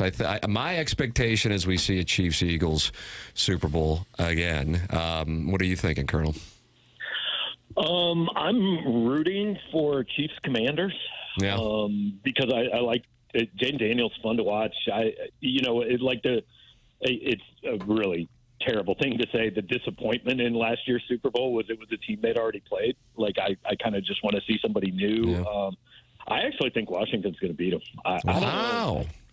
If you can even keep Saquon Barkley like under 160 yards, I don't know that the Eagles have a lot of other ways to beat you. Doug, the Colonel's on the Commanders as well. He's with you. The Colonel's with you.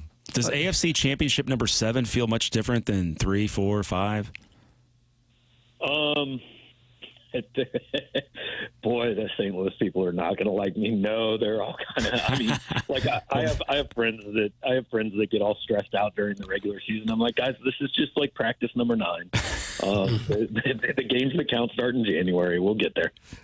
Well, what do Chiefs fans feel when they read and hear all the talk about the referees always giving the Chiefs a break? I love it. I mean, look, 8 years ago, we were all saying the same thing about Tom Brady and the Patriots. And you know who nobody hates? Teams that don't win. Like, nobody hates the Carolina Panthers or the Tennessee Titans, right? So it's just, I get it. By 2018, I was so tired of seeing Tom Brady and Peyton Manning that I just wanted anybody else to win. And so this is what happens. That is true. This is a natural cycle. And breaking news, sometimes really good players, sometimes they get a call or two here and there.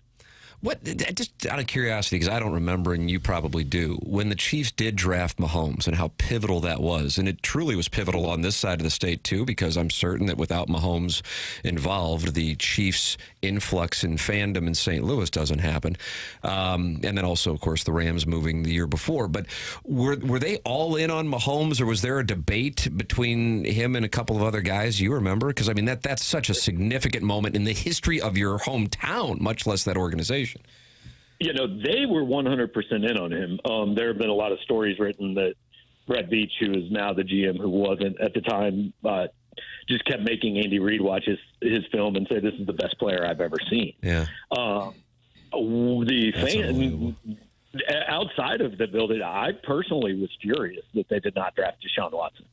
Wow. So, yeah, I mean, Deshaun Watson had won national titles at Clemson, and Patrick Mahomes was like 6-6 at Texas Tech. And I don't think I'd ever really watched Mahomes play. I didn't know anything about him, So I thought, well, there you go. Just screwed that one up again and left the right quarterback on the board. And good call on my part. Deshaun's doing excellent things. Yeah, they're really happy with that deal in Cleveland. They are thrilled about it. Well, that's very unsports media-like of you, Colonel, to acknowledge that you were wrong, much less wrong on perhaps the biggest move in the history of either one of the teams that you follow from your hometown. How about that? Colonel.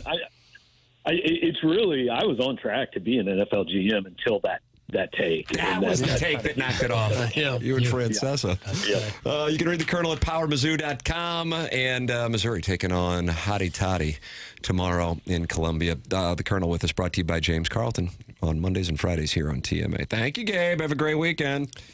All right, thanks, guys. Have a good one. There he is. That's the Colonel with us here, brought to you by James Carlton, who's sitting right there, and he's probably going to go win. I saw him over there. Yeah. God only knows how much money you're going to win this week. Just every football game is another opportunity for you to profit. That is not true.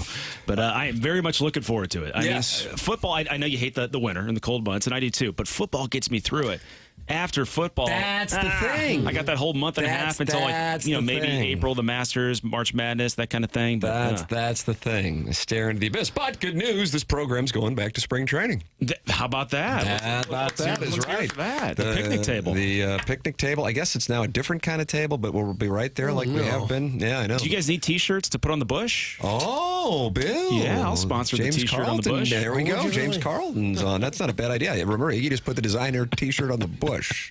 Cardinals loved it. Why don't you Designer loved it more, probably. Sponsor some hotels. That'd be nice, too. Yeah, acquire some property. James, thank you. Thanks, gentlemen. Have a great good one. weekend. That's James Carlton with us. Design Air is the sponsor that was on the T-shirt that was on the Busch at spring training. Man, I guess that was probably the last time we were there, 2020.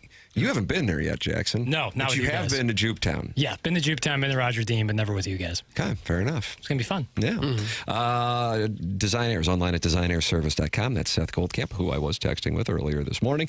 And if you are dealing with any heating and cooling issues, of course, heating at this time of the year, it's designairservice.com. Seth's the longest-running sponsor on TMA. Goes back a decade. And Doug's a client, Martin Kilcoyne's a client. I'm a client as well. And if you run into any issues with your heating service, and when that happens, listen, as you're listening to it right now, you're thinking, yeah, I'm good. Well, it happens. And then all of a sudden, you got cold air coming out, and you're going, oh, my God, it's 15 degrees outside. What do we do? Here's what you do.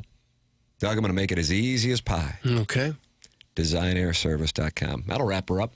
And then immediately you're talking with somebody, and they're coming out there and fixing it. They pride themselves on not only coming out there super quickly, but also no upselling, no BS. You can count on them. It's Design Air Heating and Cooling. Seth Goldcamp and his team, DesignairService.com. Sponsor our email of the day, which is coming your way. This is TMA, presented by Brown and Crouppen here on 101 ESPN and the YouTube channel, youtube.com/TMASTL.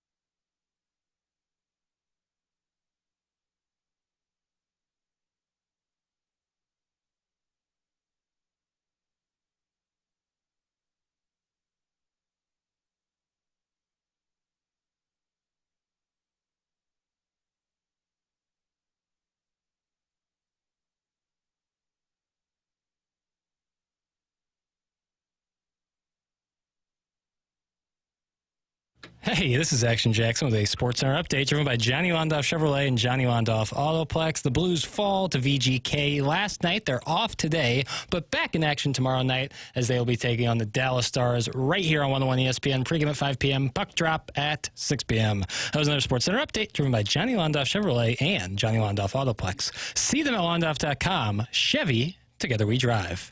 Are you kidding me?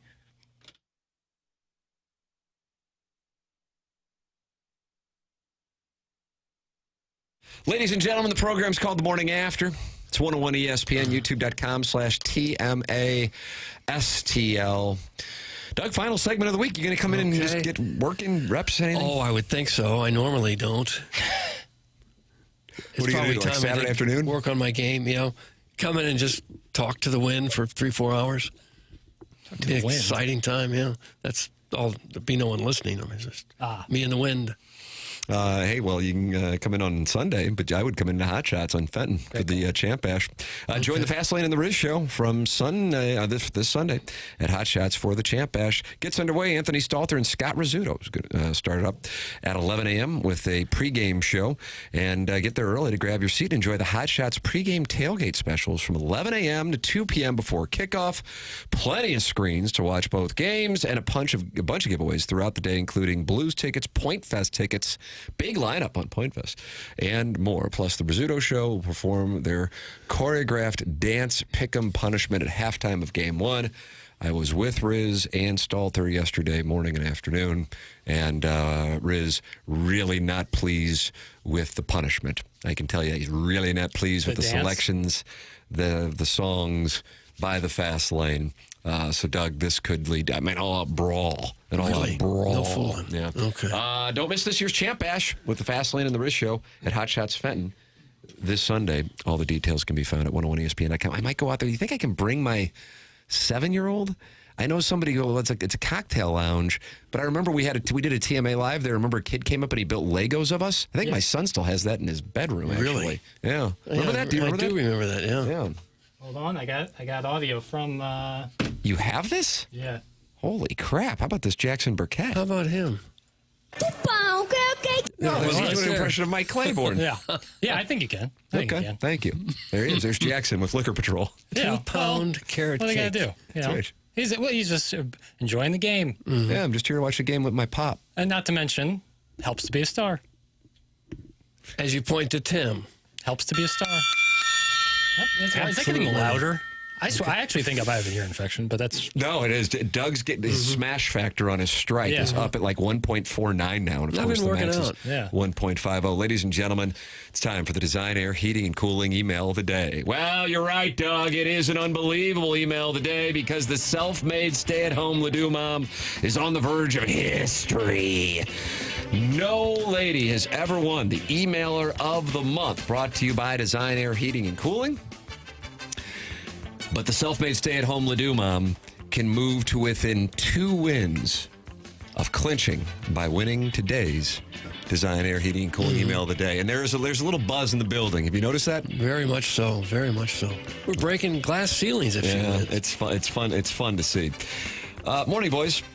What a day when the most lucid thing coming out of Jefferson County is this email. Wow. Jackson's dad stepped off the barge and into the local watering hole that hit the American honey.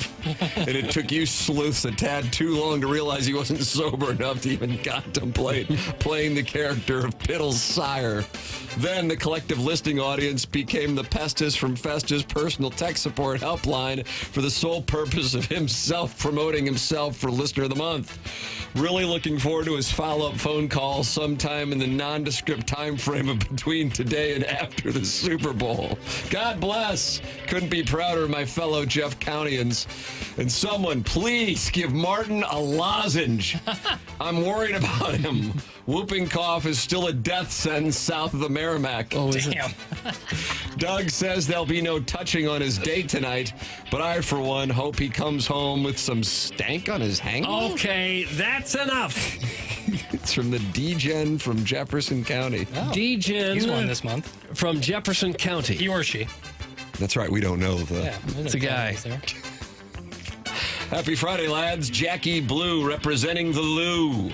Looking like a broken Trojan. All that darkness, then the palest white head popping out of that turtleneck.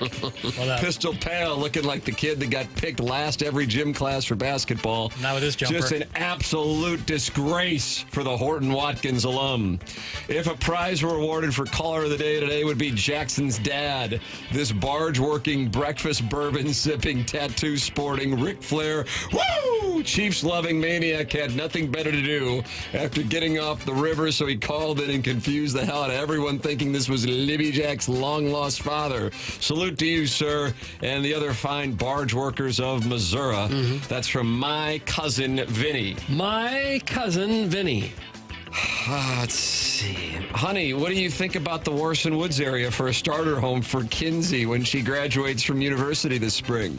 My husband whimpered with his dunce cap and choke collar. Oh, that's nonsense. I mean, it seems a little cheap to be this close to Ladue, but I guess with Route 100 bordering the neighborhood, they forgot to build the upstairs on all the houses.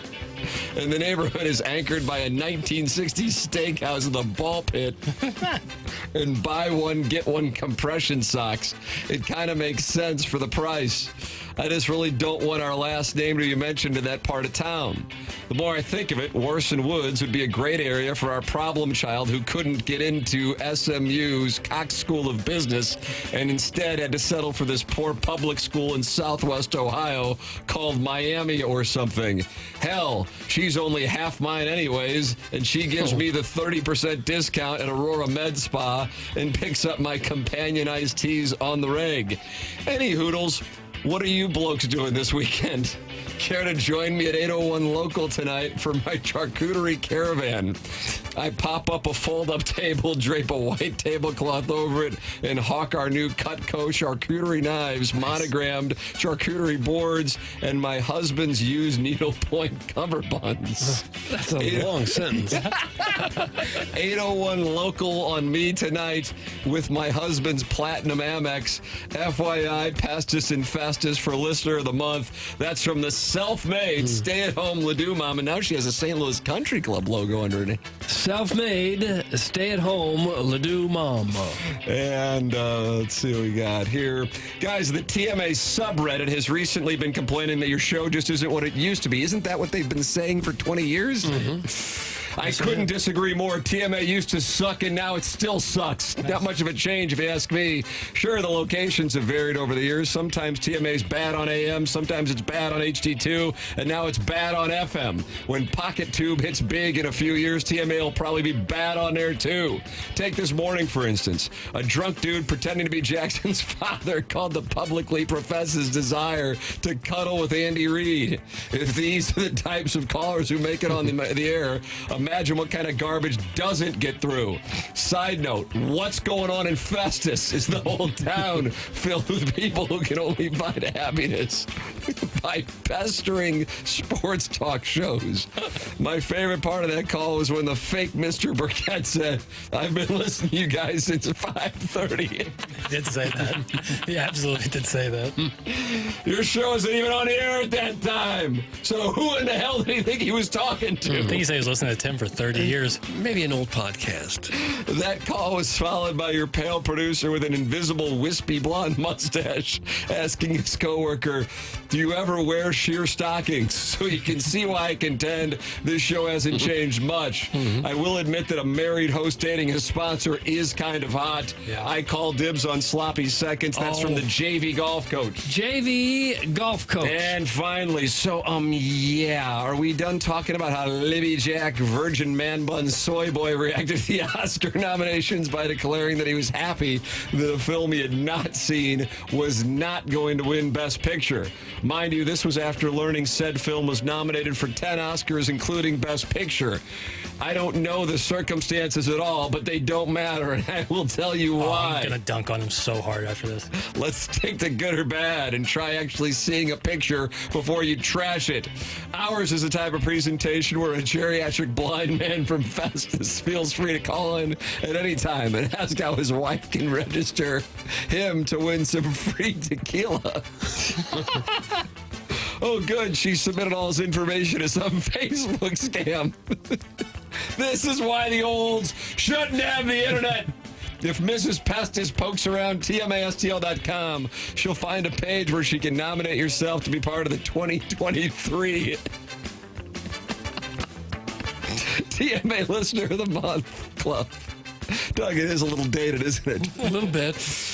Now, if you scroll down, you'll see on the form it's required to provide your real name and your gender, which in the case of the stay-at-home Ledoux mom, I'm not sure how Libby Jack is going to verify the application before the papal conclave.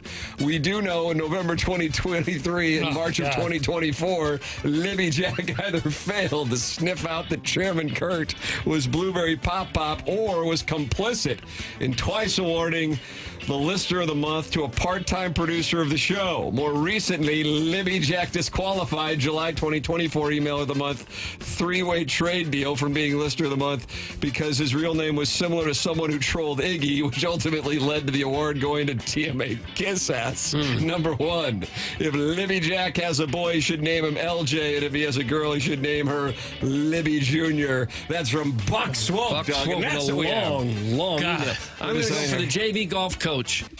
Jeffco DGen. I like JV golf coach as well. JV Golf Coach has a win, and the time will have to wait for the self-made, stay-at-home Ledoux mom to pick up another W. All right, well, you can pick up a W if you go to Munganess St. Louis Acura or Munganess Burkhardt Alton Toyota. You know, there's a lot of dealerships out there that would love to have your business. None better than Munganess St. Louis Acura and Munganess Burkhardt Alton Toyota. Fantastic local ownership, great management that's so friendly they want you to have a special number so you can reach them if you ever have an issue. Here's the number, 314-252-0029. Goes straight to the Muckety Mucks, Jamie Burkhardt, Peter Munganess, or Ryan Seiberg there in the service department. Whether you bought your car there or not, they do great service. Oh, and they've got great snick snacks there, too, while you wait. New or used car, great selection. Go online, check it out. Whenever you need your car serviced, think Munganess St. Louis Acura or Munganess Burkhardt Alton Toyota. The websites are stlouisacura.com and altontoyota.com. Time for us to shut it down. For Jackson Burkett, for Chairman Kurt, for Martin Kilcoyne, for my brother Kevin, for Douglas Elvin Vaughn, I'm Tim McKernan. This has been TMA, presented to you by Brown and Crouppen on 101 ESPN and the TMA STL YouTube channel.